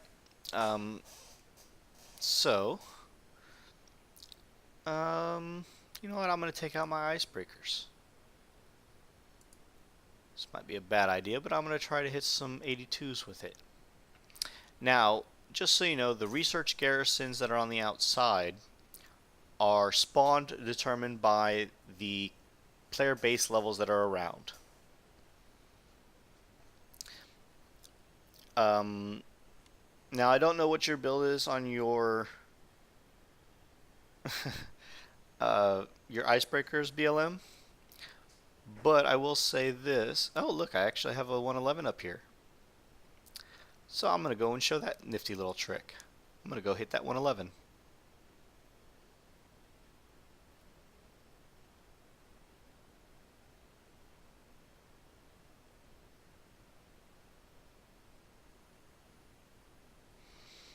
All right, what Solhex and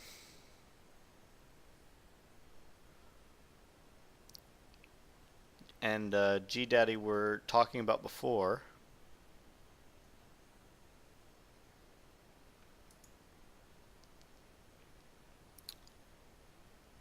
In these targets, the 111s and the 115s, there is a turret that is at the bottom of the base. And what this is called is gutting the target. You can use your locator up here in the upper right, and you can find them with the locator for any that are near you if you don't readily see them directly outside your base. And you can go in, and there you go.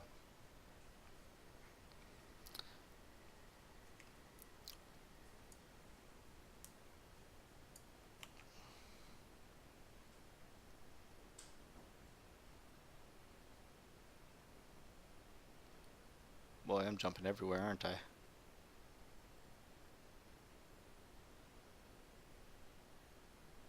Okay, you couldn't really see it too well. But basically you're going to drive and stop attacking this little thing down here. And then you're going to wait for your retreat button. And this is what one of the targets looks like. I'm very bad at showing these, so I'm not going to. And I cannot do a 111 or 115 myself yet. But this is just basically what it looks like. These are Draconian carriers that fires UAVs. These are what's called a shrouded target. You have to destroy certain buildings, like this one over here, this one up here, and then there's one over here on the right that will open up down here. All of this and that. You have to destroy this building right here in order to unlock this one. And then one of them will open up this one over here as well.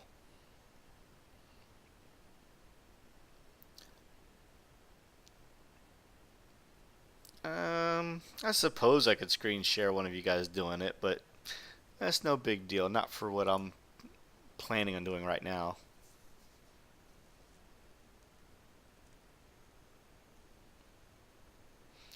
That's just wrong, BLM. But as you can see, I got defeated. That's fine. I still got some resources out of it.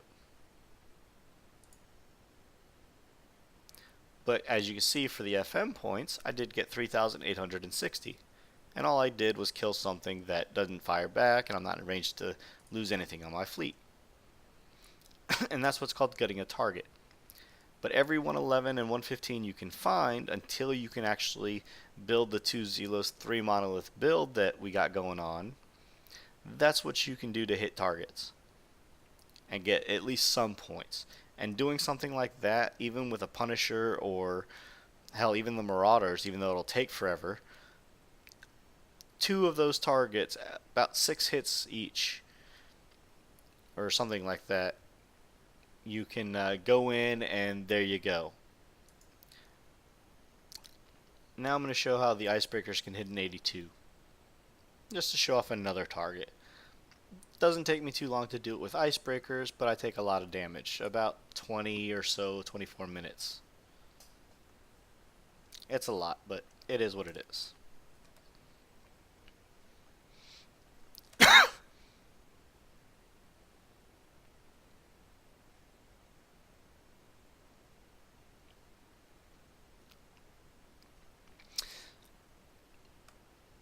So, for the last hour of the show, would anybody like to either contribute ideas or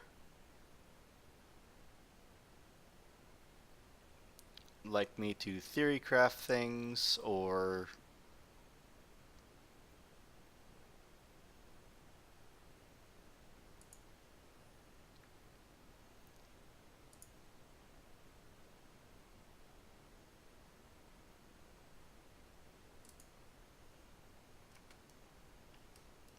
Yeah, because I'm streaming, it's jumping around quite a bit.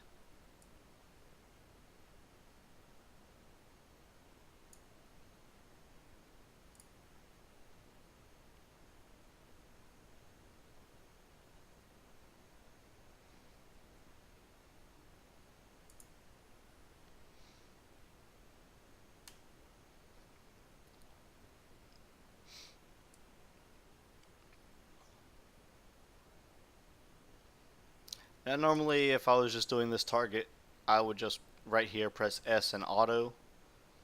But because it's lagging so badly, I'm not going to do that. I'm just going to manually drive my ships as best I can.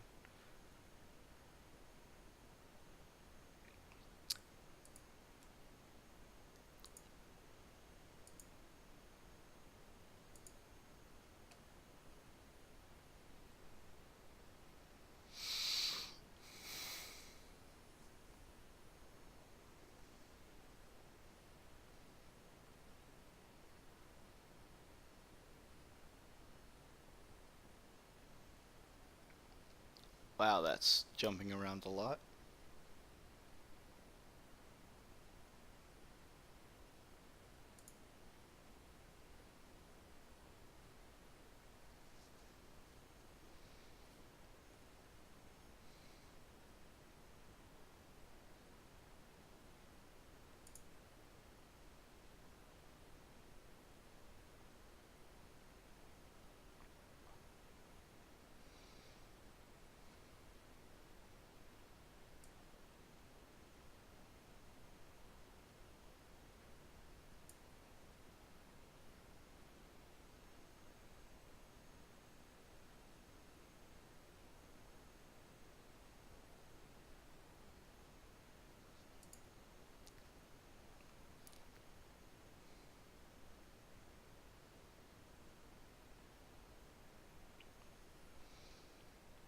Holy smokes, this lag is horrible.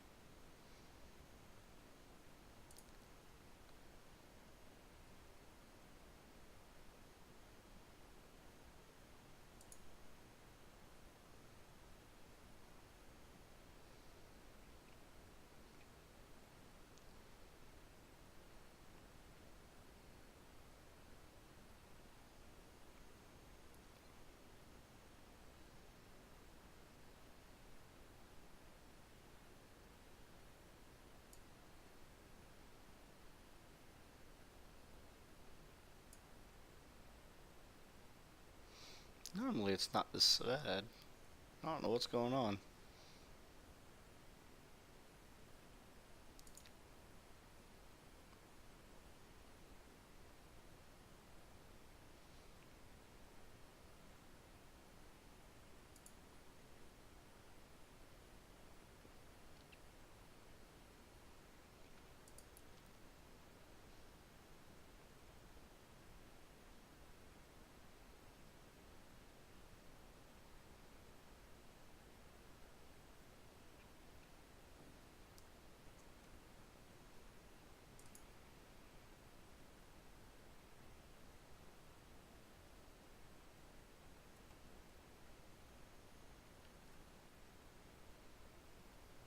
Uh,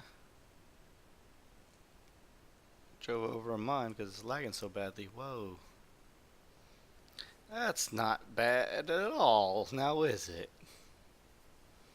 I don't think I've ever had lag this bad.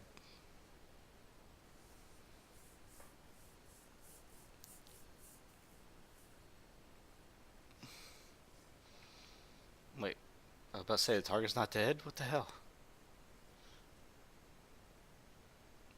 See, I took a little bit of damage on each of my ships. Still got the 20,000 completion bonus. And if on the world map I go in to repair the fleet, I can check how much damage it's taken. 27 minutes and 44 seconds, probably because of that damn mine. but usually it's around 20 to 24.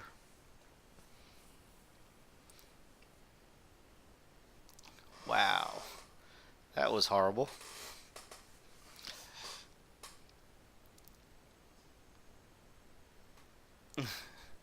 Maybe I shouldn't try this again.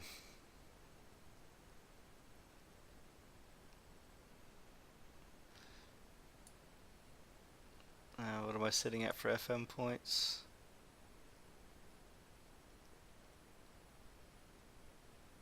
Let's say I just got 3,800 and 20,000, so 43,000. Wow.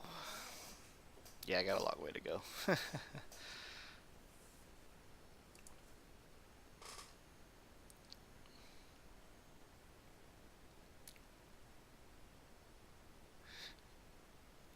I believe I am, G-Daddy. Yeah, that might be why. Alright, so let me stop the recording, because I've pretty much done everything at this point. I'm just going to keep on streaming. Alright, so it's stopping the recording.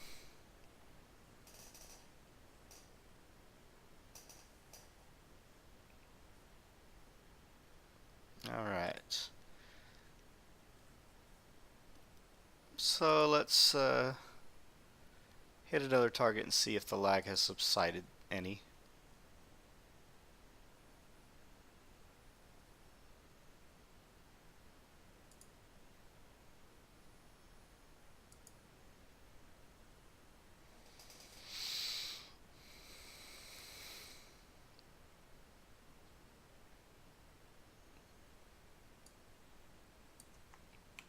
Okay, this is much better.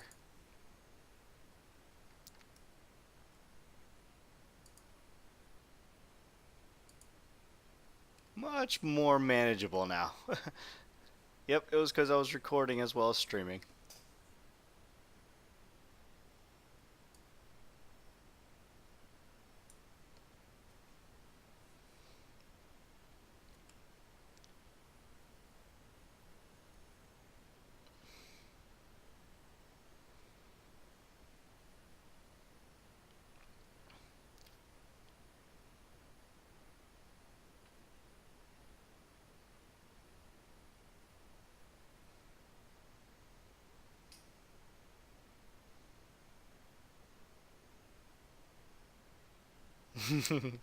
Thank you, G-Daddy.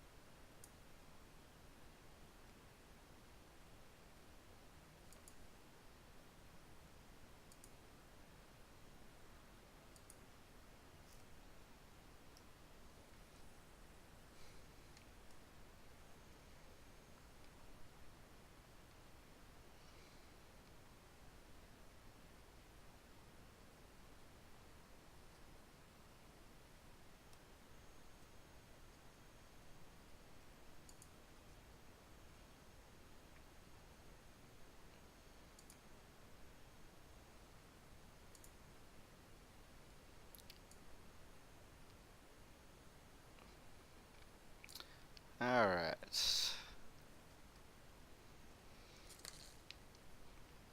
So as you can see with icebreakers, it is not that bad to do this type of target.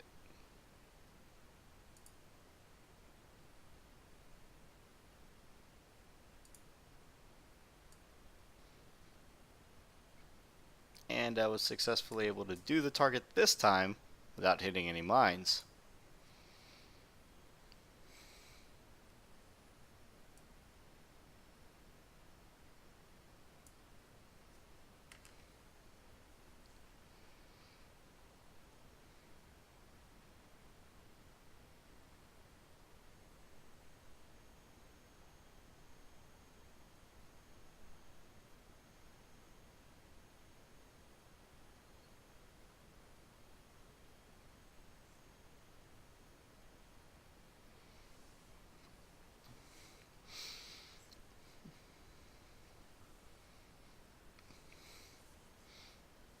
Yeah, I probably do need a quick refresh.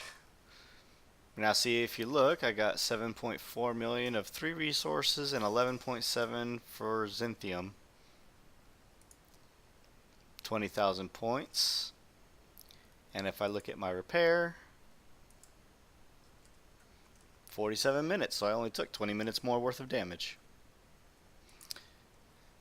So I'm going to do a quick refresh on the game now that I have that taken care of.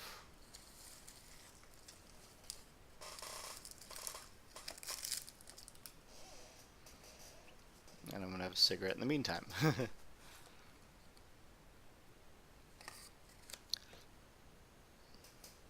So is there anything in particular that you think I should show?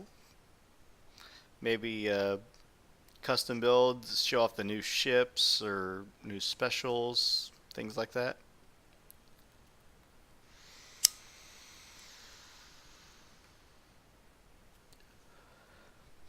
Yes, I know I smoke a lot.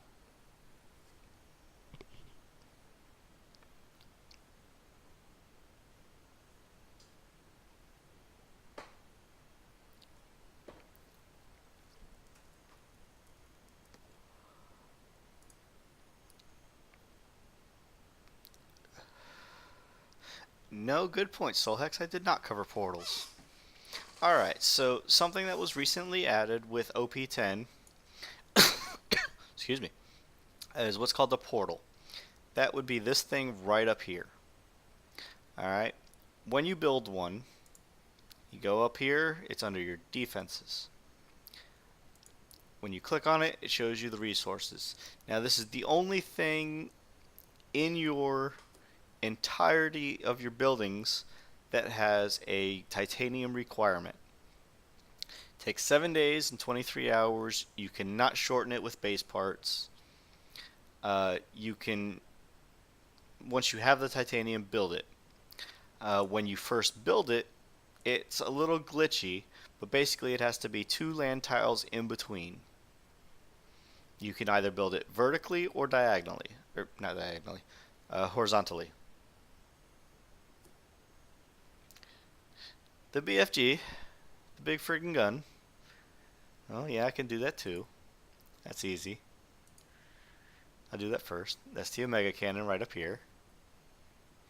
This is only an outpost weapon. As you can see, it has power consumed. As you upgrade your outpost, you have a total base power. As you can see, I don't have a lot of high level turrets, so my base power is pretty much on the low end. But I do have a little bit of power in there, 138,000. But this is a concussive depth charge that goes on your outpost. It does pretty good damage. The new one, if people were to look at it in comparison, it's the one that you can currently win in the TLC right now. That's what that one looks like. It does cannon ballistic, but it does about half the damage of the concussive. But it fires much faster. Almost 3 times as fast, actually. Well, actually, yeah, exactly 3 times as fast. 45-second reload to 15 seconds. Same projectile speed of 1,000. See if we go back and look at the other one. Oh, actually, no, it's faster. This is only 975. So that one's slightly faster, too. Splash on this is 40 with a 10 spread. This one is a splash of 70 with a spread of 5. So it's closer together, more closely hit. And the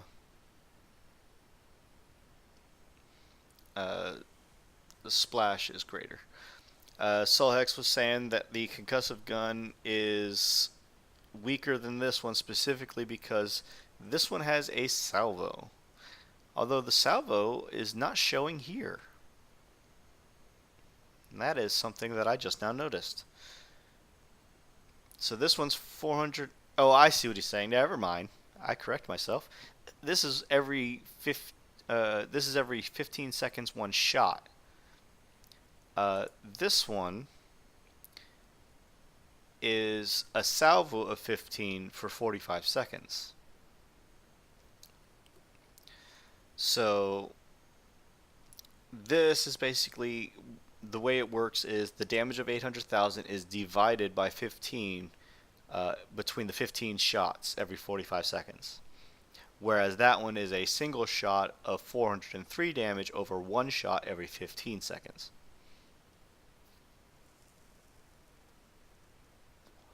So it's more powerful.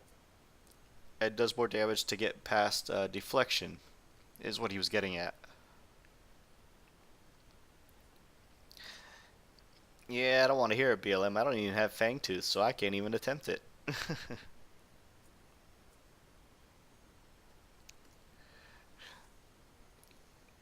But I do have the Fangtooth, I just don't have a torpedo to put on it that's decent enough other than Fire Twisters, which we all know are not very good. The Delirium and the Nightmare torpedoes are far better than the Fire Twisters. So yeah, that's the Omega Cannon. Every building, except for very few of them, have what's called tac mod slots, which are these orange ones down here, reddish orange. As you can see, my outpost has a few of them, along with armor slots. And keep in note that each building has its own power requirement towards the overall. Really? The Charon are better? I don't even think I have the Charon torpedoes. I have the sticks, which is the damage over time one more than the initial impact. I'd have to look and see if I have the Charon torpedoes. I don't know if I do.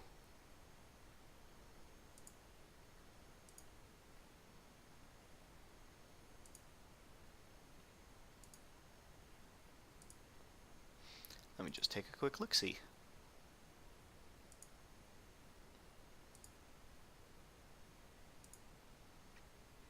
Oh, yes, I do. I got the sticks right there and the Charon right next to it. Okay, so yeah, as you can see, the Styx torpedoes have a very low impact damage, but they have a high stacking corrosive damage over time. And mind you that all damage over time effects have no way of being mitigated at this current point in time. However, the initial impact is better for this, is what he's saying. The Fire Twisters, the reason why, even though they do more damage, are technically not better is because they are what's called a dumbfire. I did have the Mayhem torpedoes, so I don't know if those would work well for me over the Charon torpedoes.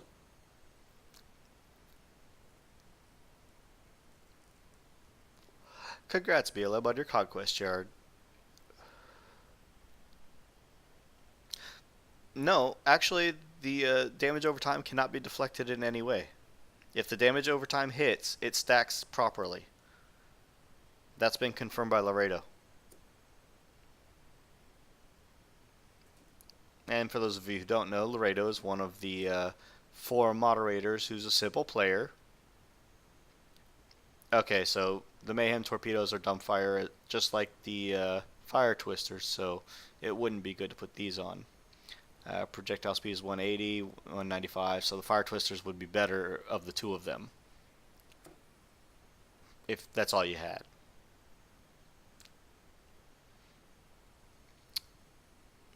And then you have the smaller ones like this that give bonus combat speed if you were to put them on. Sometimes it can be useful.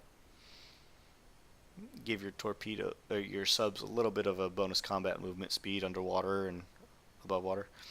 These two torpedoes over here, the Delirium and the Nightmare, are the ones that you want to go for this particular hull. These are the latest and greatest that are not dumbfire. So those are kind of cool. Alright, so going back to what I was about to start on with the portal, it has 2 levels. Okay, as you can see, this one is fully upgraded, but I don't even have my second one built. But then what you do is you can rotate it, you can snap move it. And this is what snap moving looks like. You can put it in different places. I unfortunately just don't have very many places I can actually put it. But it'll automatically turn it for you by doing so. Moving it, or rather rotating it,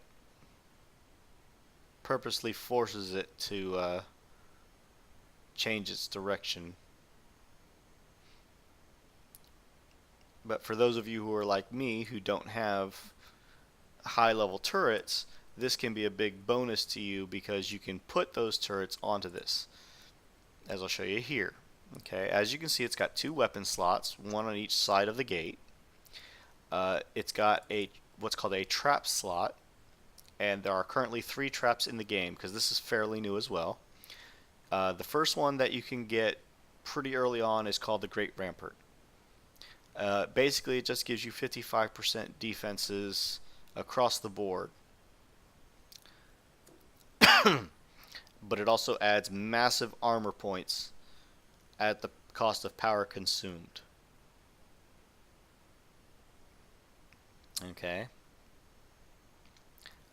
This one adds even more armor points, so it would actually be the better of the 2 to put. And then it says favored faction Draconian, and what that is as you get up to outpost level 9, I believe it is, you can select one of the 5 factions, and each faction does something different.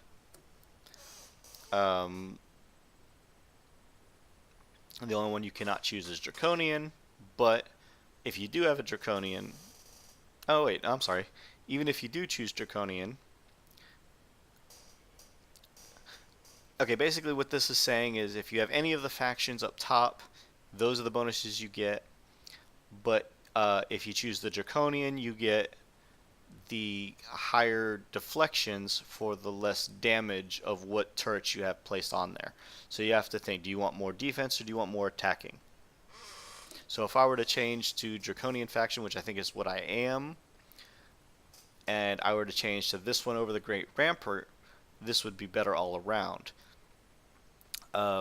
Technically I should put the Draconian Seawall on this now, which I can do instantly, so that's nice.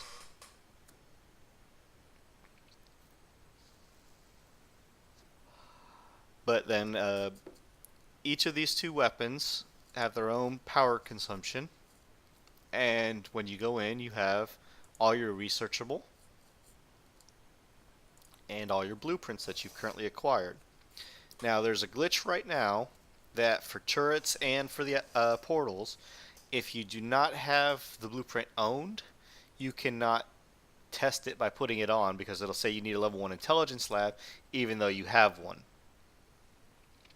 And then you get one special that can complement your weapons or your armors by putting it onto the portal. The portal does not get affected by TAC modules in other buildings, so just keep that in mind. But as you can see, I have the expanded concussive charge for the axioms because the axioms do concussive damage. They're depth charges. It's the special that came out with. The other one that came out with it is the concussive belt.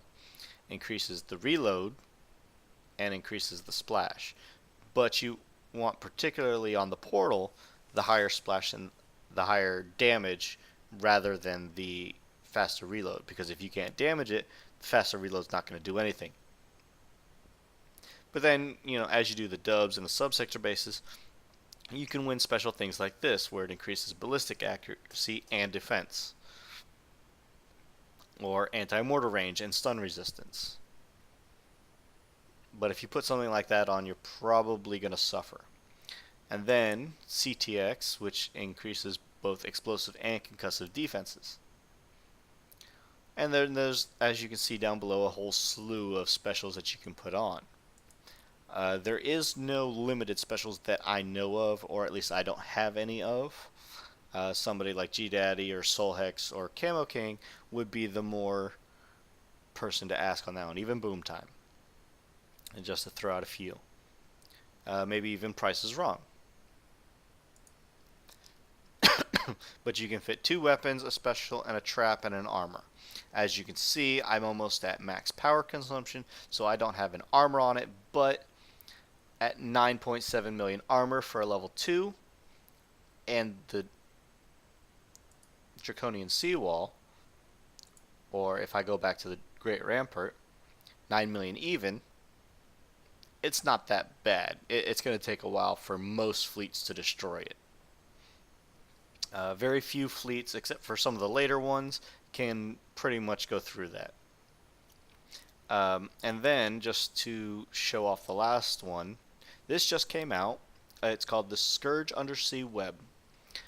And mind you that you can have two separate portals that both have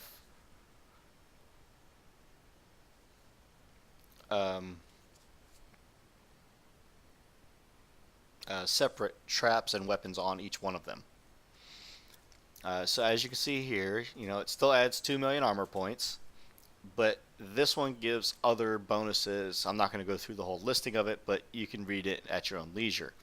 If you have any questions, of course, you can, ask later.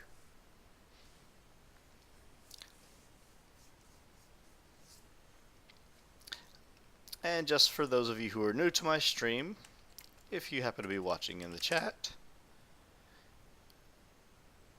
Oh, wait, my Inkbot's not up. Bummer. This whole time my Inkbot has not been running. How silly of me.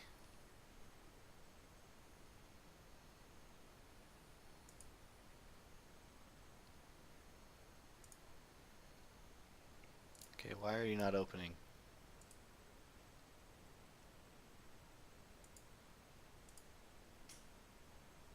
It just updated. Why are you not there?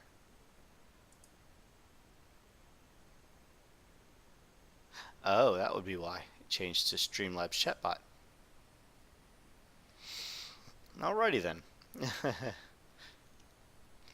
For those of you who don't know, Inkbot or Streamlabs chatbot is basically a bot for the channel that you can do specific things in the channel with it. You can do timers, raffles, giveaways, credits, points. You can do level ups, just random other things. And as soon as it opens, I'll type that command again in, and it'll give a list of everything that you can do in my channel. For the most part, it's pretty up there. Of course, it's not wanting to open, and I don't know why.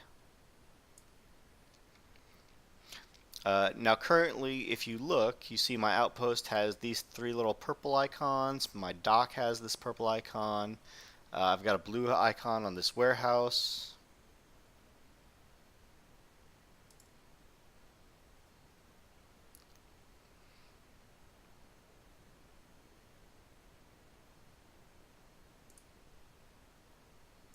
There we go. Streamlabs is opening up. And what that is if you click on Equip, it's these 2 particular icons down here at the bottom. Again, these are the TAC mod slots.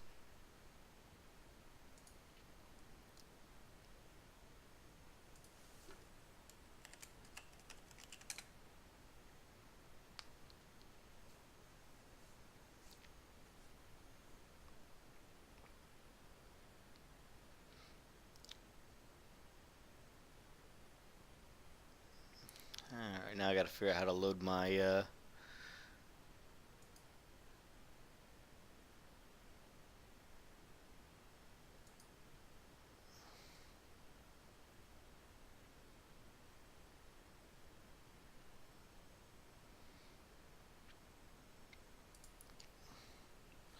okay, so let's do commands. There it goes. PBoss bot is my run bot. So doing that will show you what you can do and everything that is available in my channel.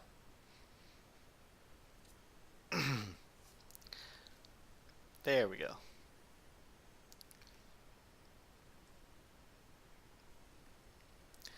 Back to what I was saying about the warehouses. Things like explosive overlay is what that little purple icon is above. That shows that the icon has something that's giving things around it a defensive boost. So this one in particular has a range of 40. So for a range of 40, it's giving everything explosive defense plus 20, but because it is on, well, if it was put onto an outpost, a naval lab, or an advanced lab, they would get 50% explosive defense instead. As you can see on my outpost, the ones that I'm specifically using are the chromium overlay, which is corrosive, the explosive overlay, which is explosive, the radiation suppressor, which is radioactive defense, and the overloaded reload mechanisms, which is weapon salvo plus 200% because it's on the outpost with whatever reset reload means. Somebody better than I can probably tell you what that actually does. And then if you look up here with this blue one, that only has this on it, which I could probably change and do other things with, but for now, it's not really necessary. I haven't worried about upgrading my turrets. The highest one is actually this one right here that is currently getting an underwater transformer put onto it. It is my only level 7 turret, and basically the underwater turret allows you to detect subs. But again, there's different weapon types, there's damage types, defenses, deflections, PvE, PvP. Anything that you care to know or want to know about, that's where you go to look at it. And you know what? With 255,000 uranium, I am finally researching excuse me, number 14. I didn't even think about that. I could have had this going this whole time. I don't think, however, I have any... I can't do any speed ups with it anyway. Damn it. Ship, structure, I got repair tokens, and mega, and nothing for the foundry.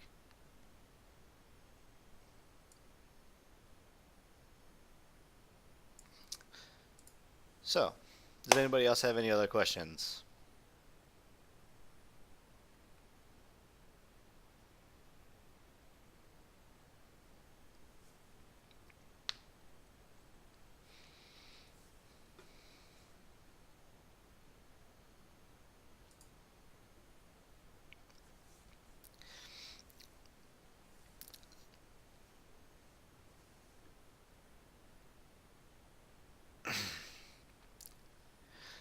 So, just out of giving a little bit of a shout out, I'd like to say hi to BLM. She also streams.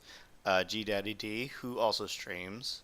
And he was here, but he's not now. Soulhex. A couple of other streamers that you might want to follow is Price is Wrong. Price underscore is underscore wrong. Camo King. Boom Time, who helped me put together the lovely slides that I had for everybody. And also give a shout out to Fagwent. So, in the words of Price is Wrong, let's let it rain.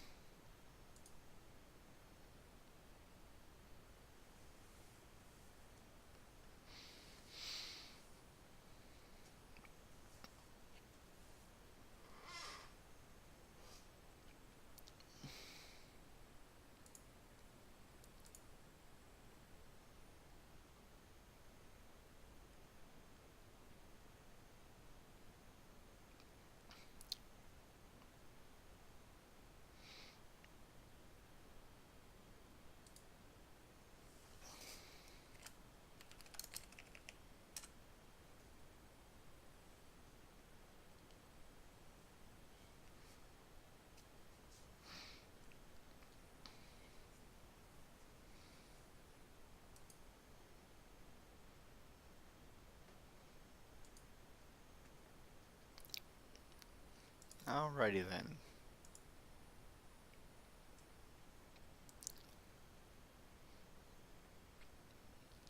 So let's see. I docked up. No, I didn't dock up my icebreakers. I'll do that now. Don't want to leave them on the water.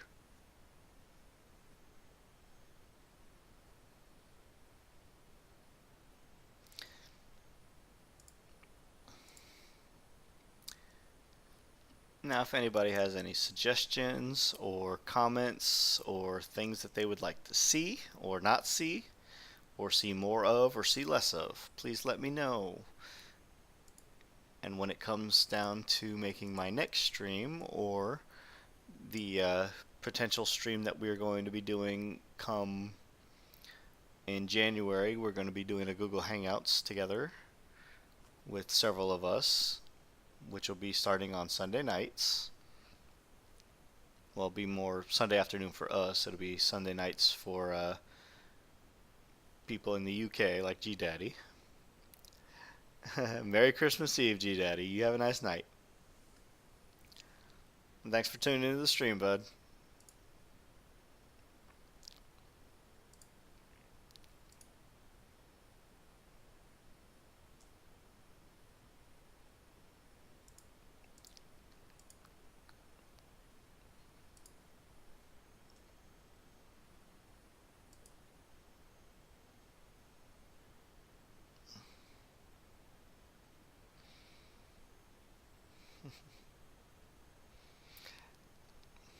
Yeah, you're only mad, BLM, because nobody's gifting you anything, are they?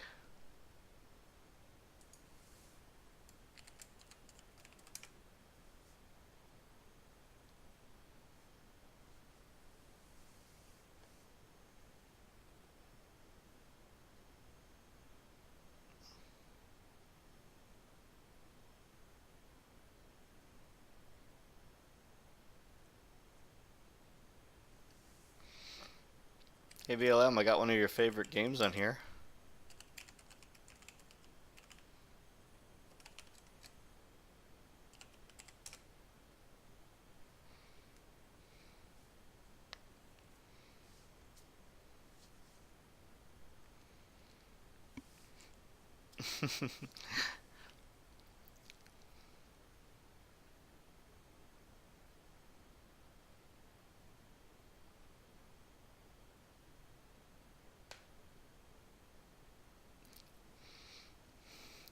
I challenge you to a duel, BLM.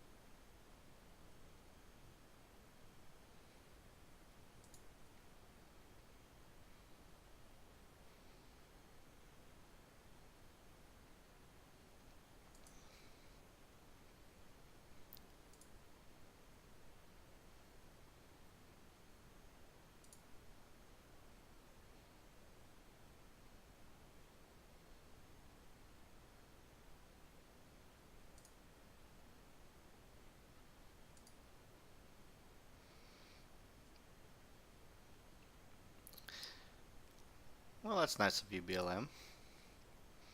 What's the matter? You're not going to accept my challenge to fight? Try and kill me, huh? Because I know that's one of your favorite things to try and do.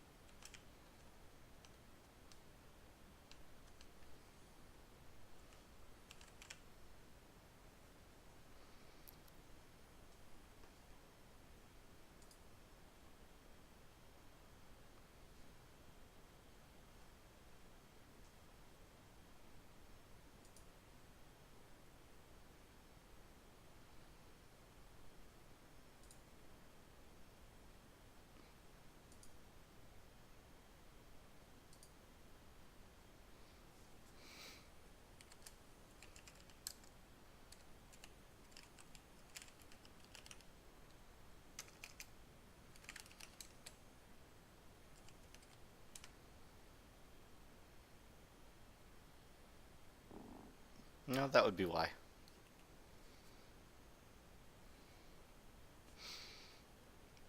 Because you declined the first time.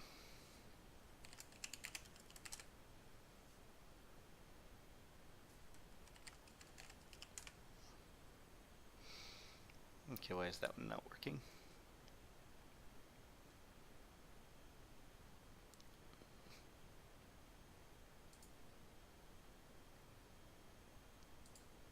There we go. Now it's turned on.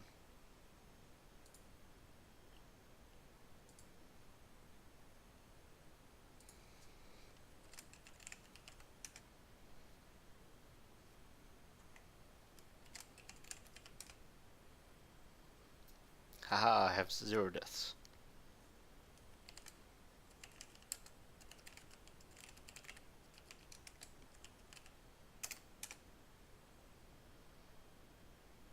Boy, that's slow.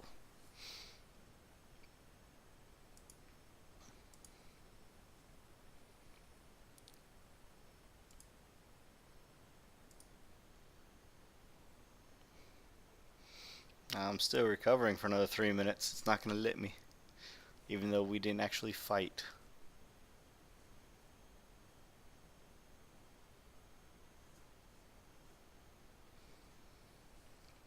Alright, so my first icebreaker is almost repaired.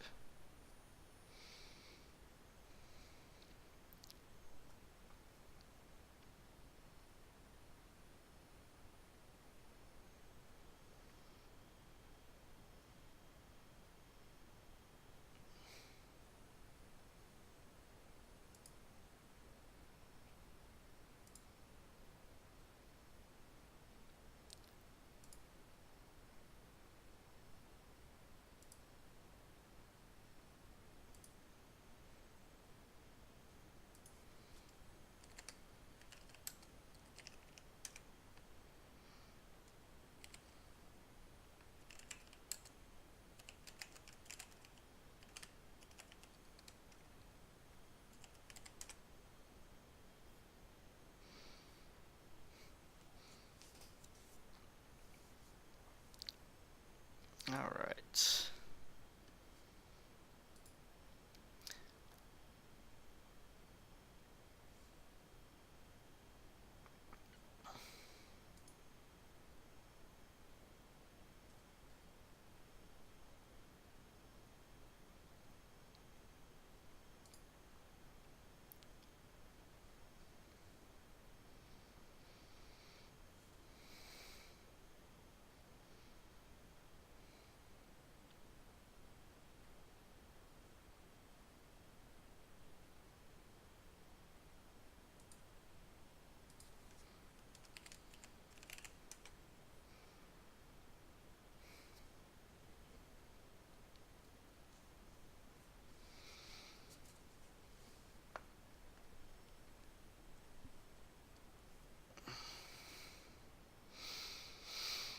I should add in a couple from other places. Favorite one? Life needs things to live. A little quote from Critical Role.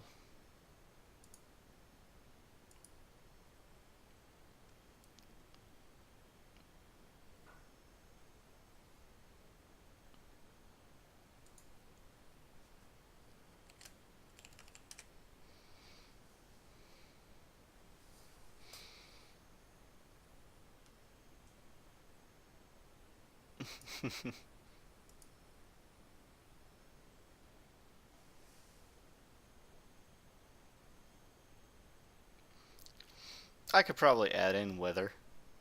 It's just a script.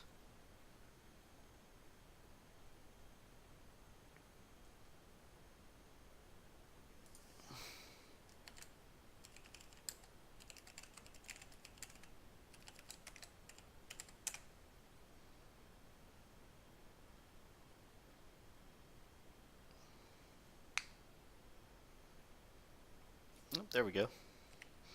It'll actually tell you when you recover.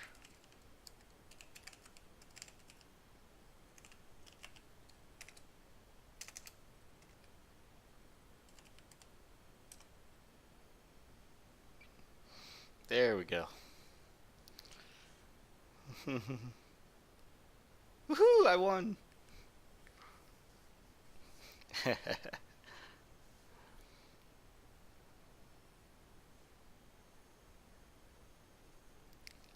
No, it's not. I've actually lost.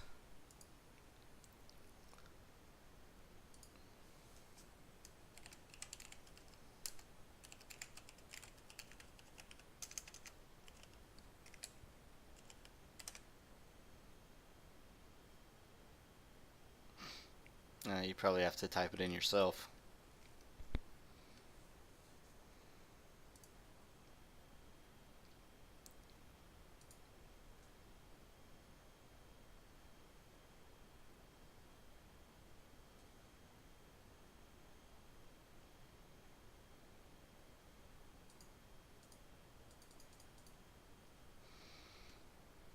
Counter doesn't seem to be working.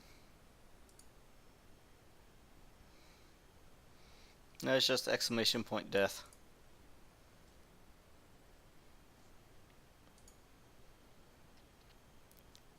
It's supposed to work, but it doesn't.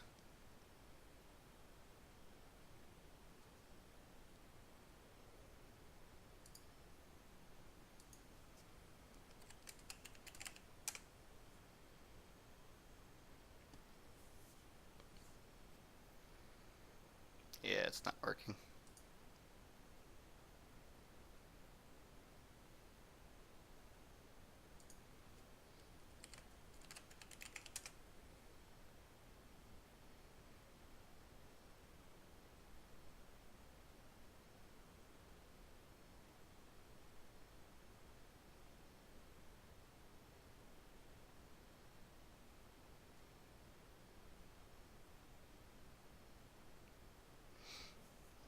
It doesn't look like my sound effects are working either.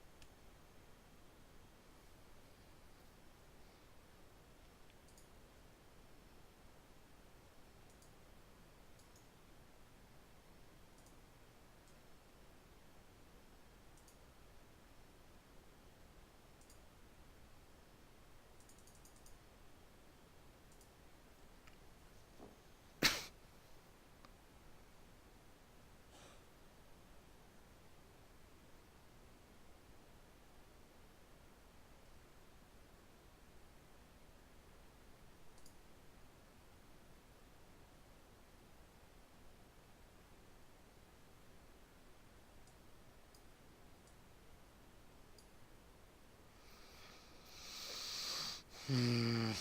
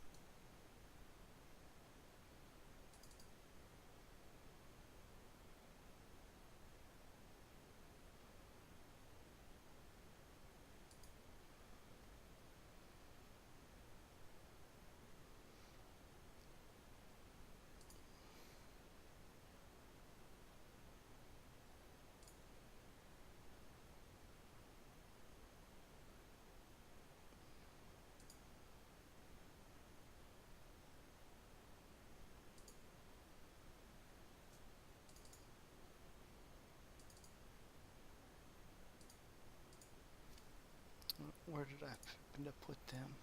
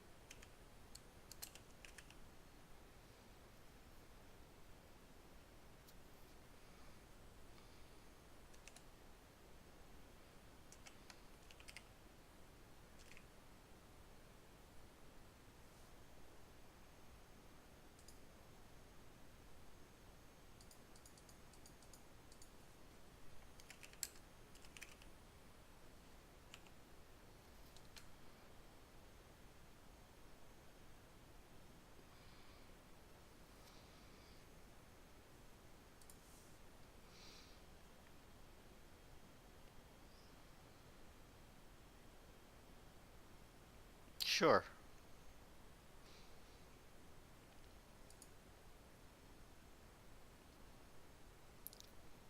No, I didn't want my outpost. I wanted my dock.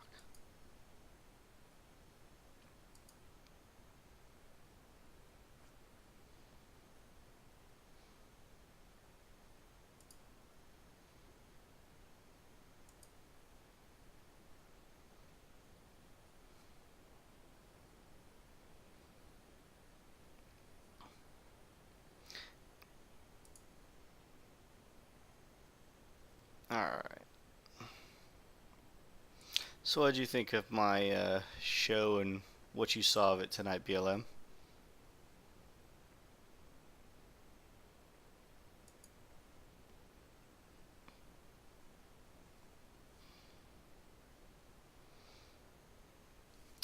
As it winds down to the 1 minute mark of what I had planned on streaming for tonight, I think it went rather well.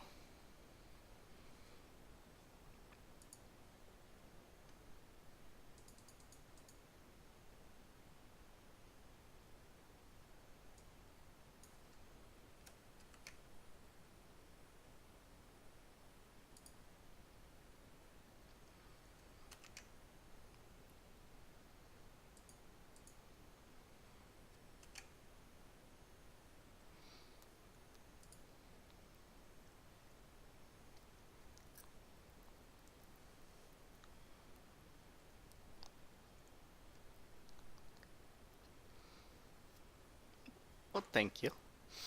Hopefully, when I can have my second Zelos finished in 5 days and 3 hours, and then I don't have to build another ship for a while, I can upgrade my shipyard. I'll actually be able to show doing a 115 and a 111.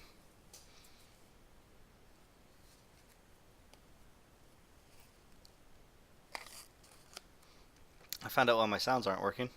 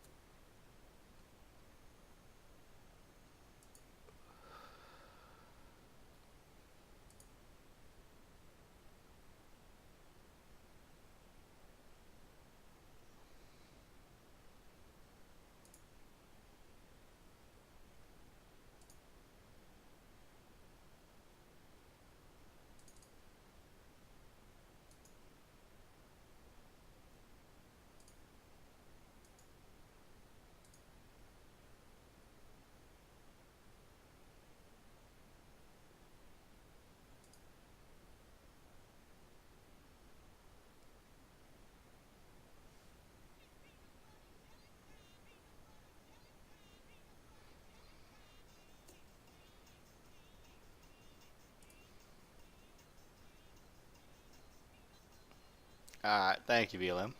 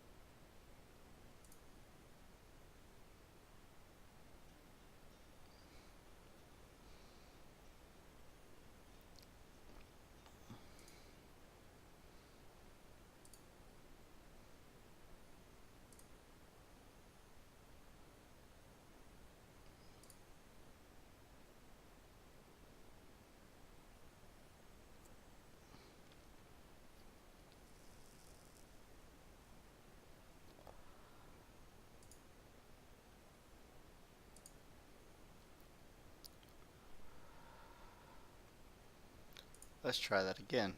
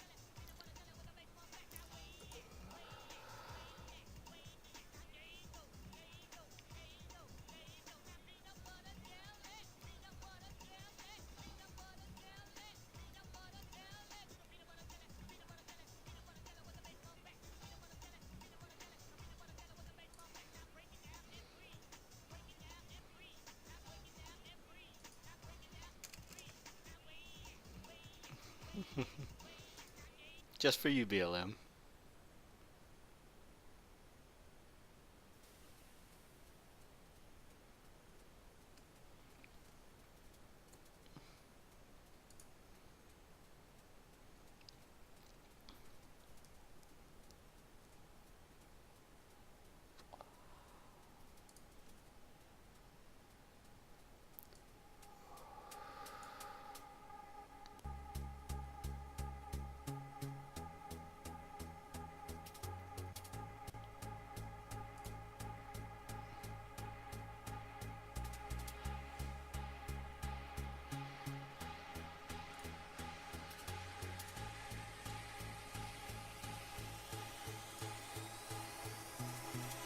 I'm reaching out, 'cause I cannot fight this feeling anymore. Feels like I've been blown away. I'm pushing out, we're not running round in circles anymore. Feels like I've been blown away, and I won't do it again. No, no, no, I won't do it again. No, no, no, I won't do it again.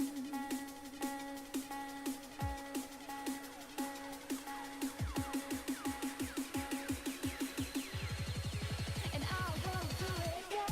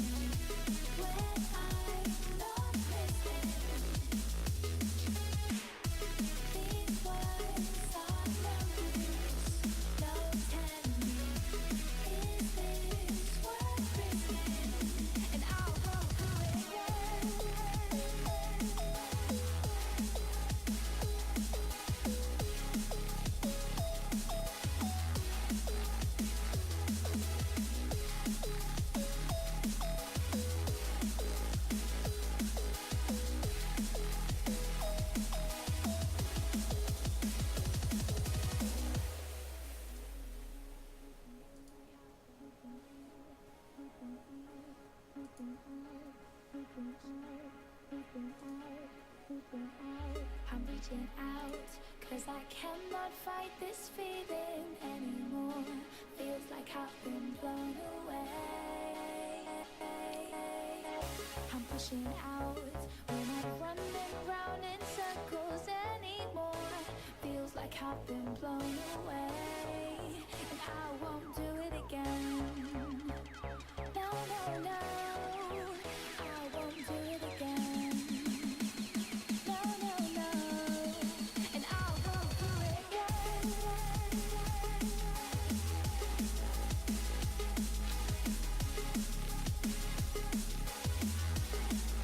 And I'll go through it again.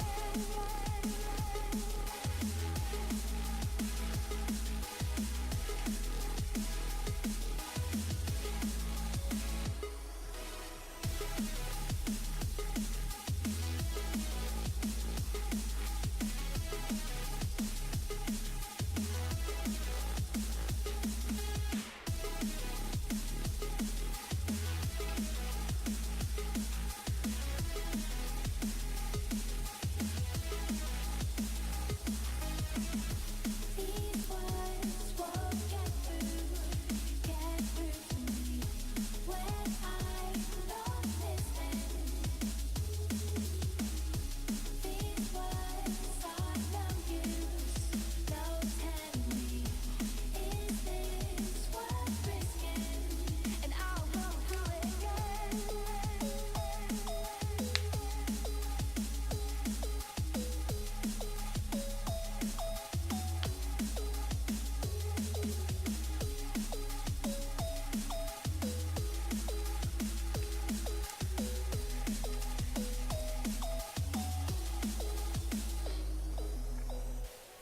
There we go.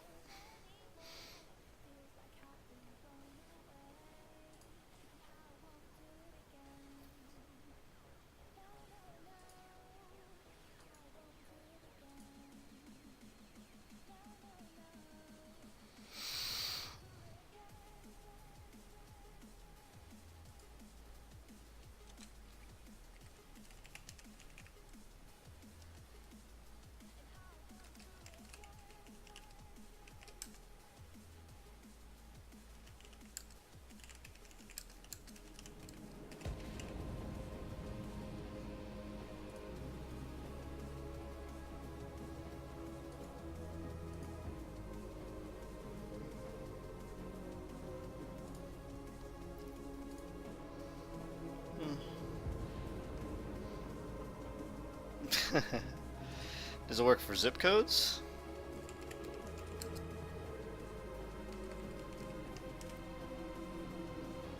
Nope. Has to be in location.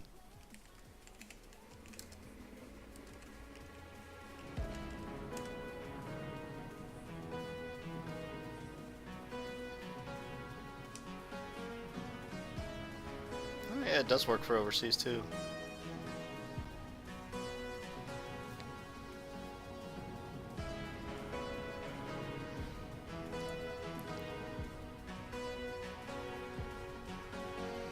Are you hearing the music play?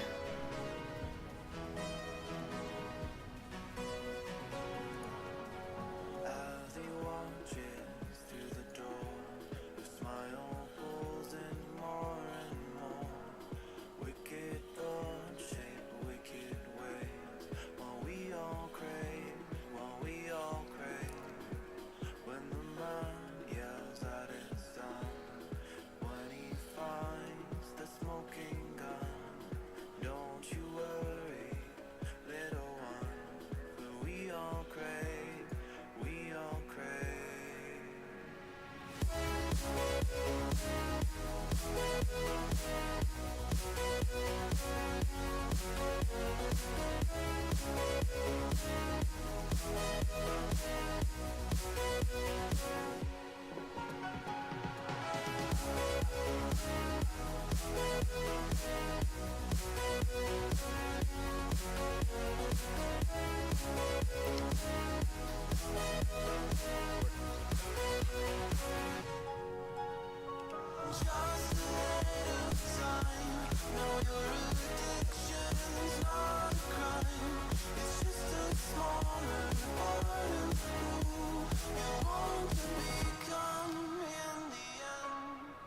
When the snow is on her mind, rows and rows and lines and lines, in the haze of your fixation, we all crave for you, we all crave, and you can kill the wildest thing. When you murder, it's a sin. In the midst of your conviction, we all crave for you, we all crave.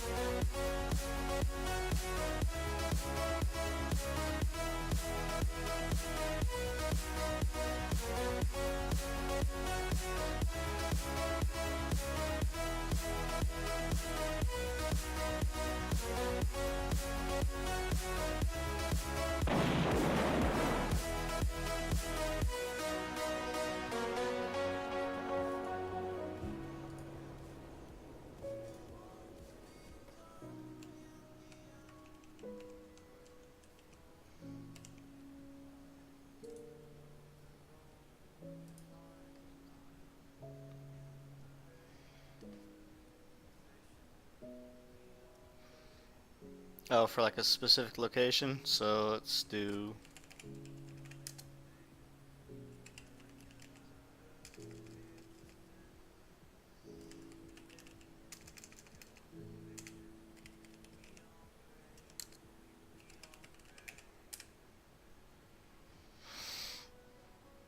Okay.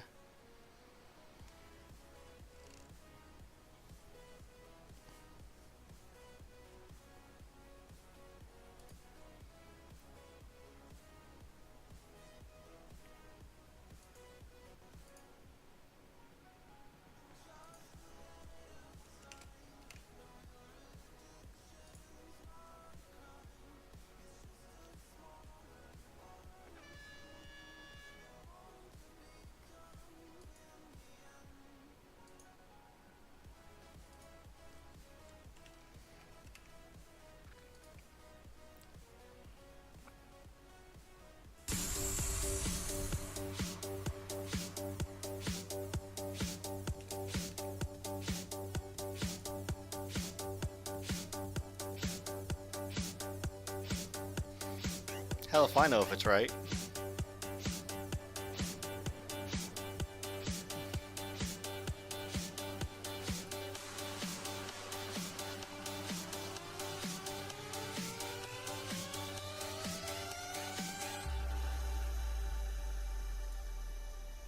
You are listening to Avicii Levels.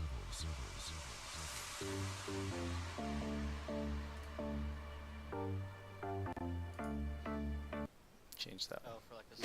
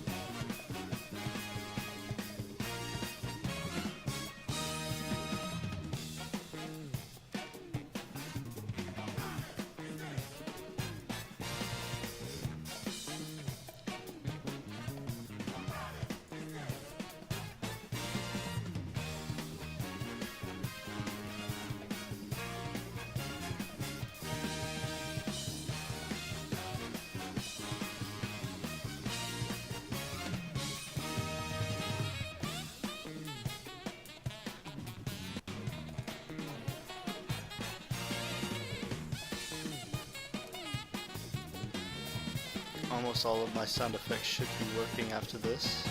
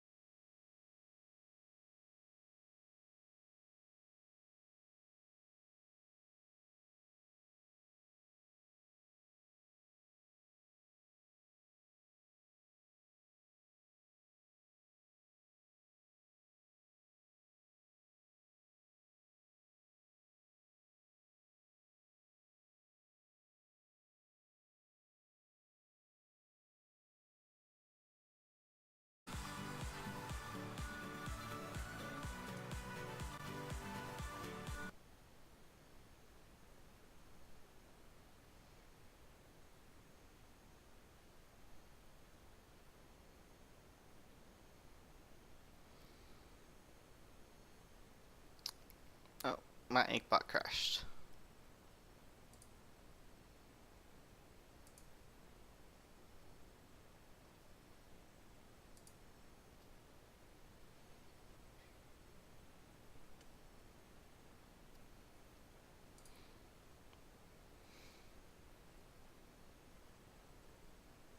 And my stream got delayed.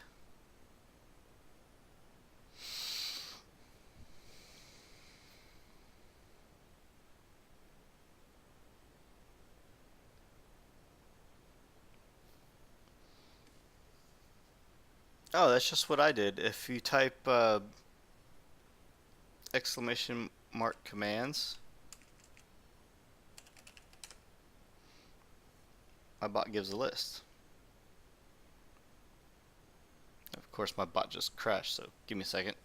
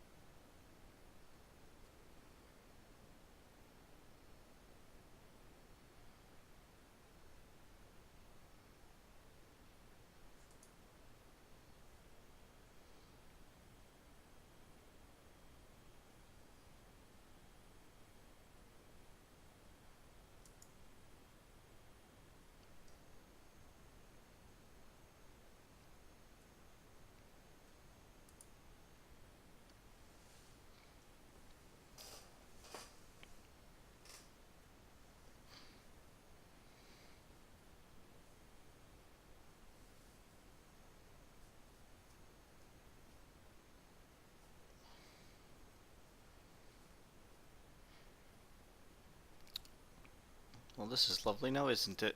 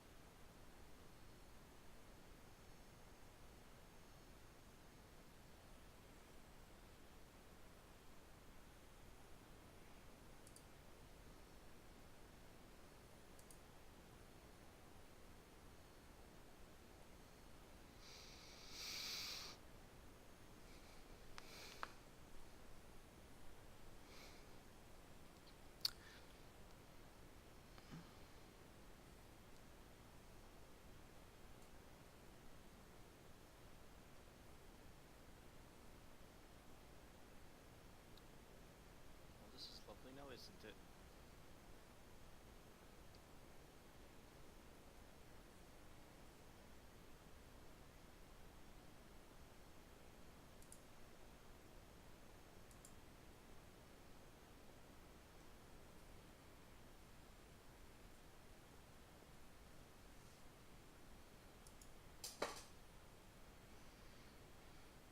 I really hope it doesn't open up twice.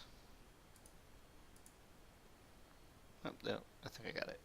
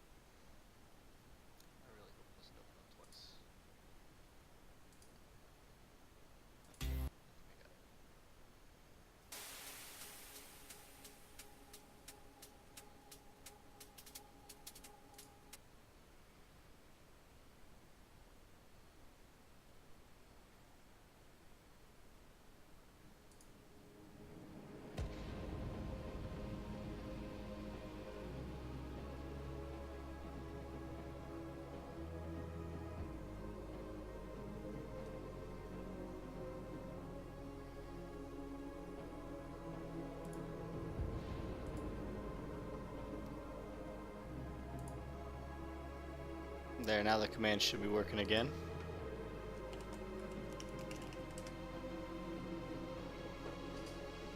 Yep, there you go.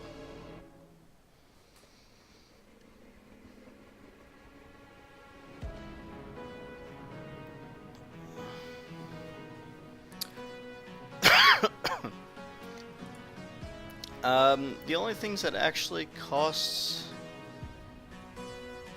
anything really?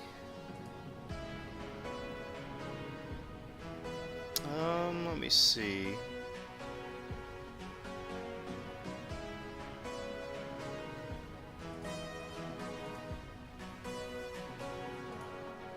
As he watches through the door, a smile pulls in more and No, actually nothing. wicked thoughts shape wicked ways.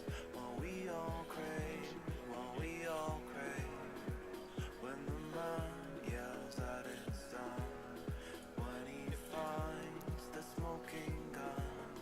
Don't you worry, little one, but we all crave, we all crave.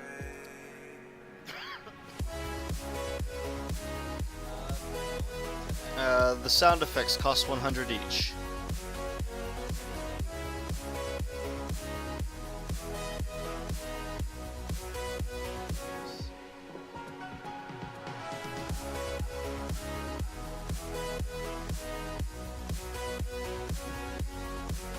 So if you do just SFX.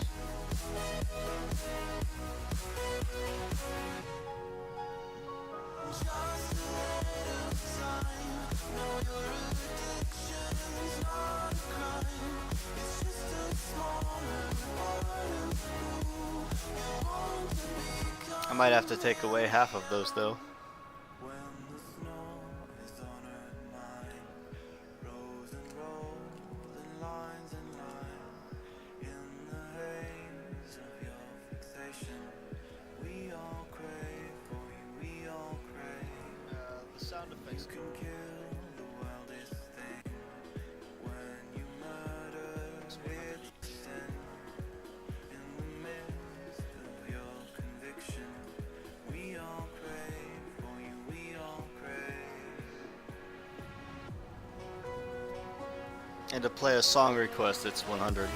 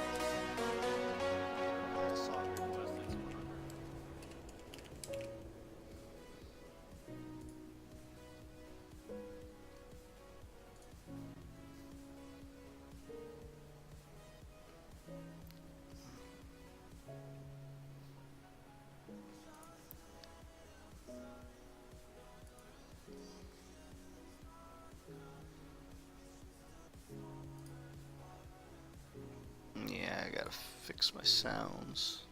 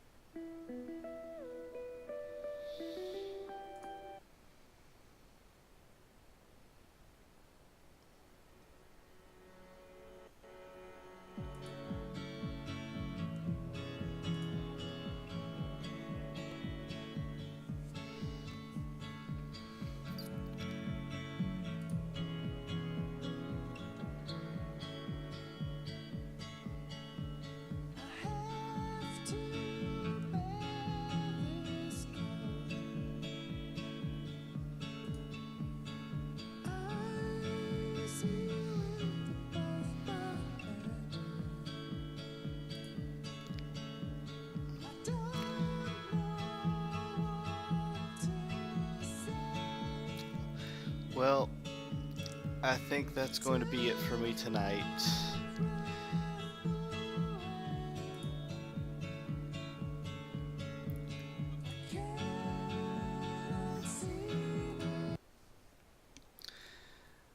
I did what I came to do. I stayed about a half an hour, 40 minutes over. Although I started about an hour late than I had planned. But all in all, I think it was a decent time, don't you? Got some of my stuff up and running again, fixed a few things.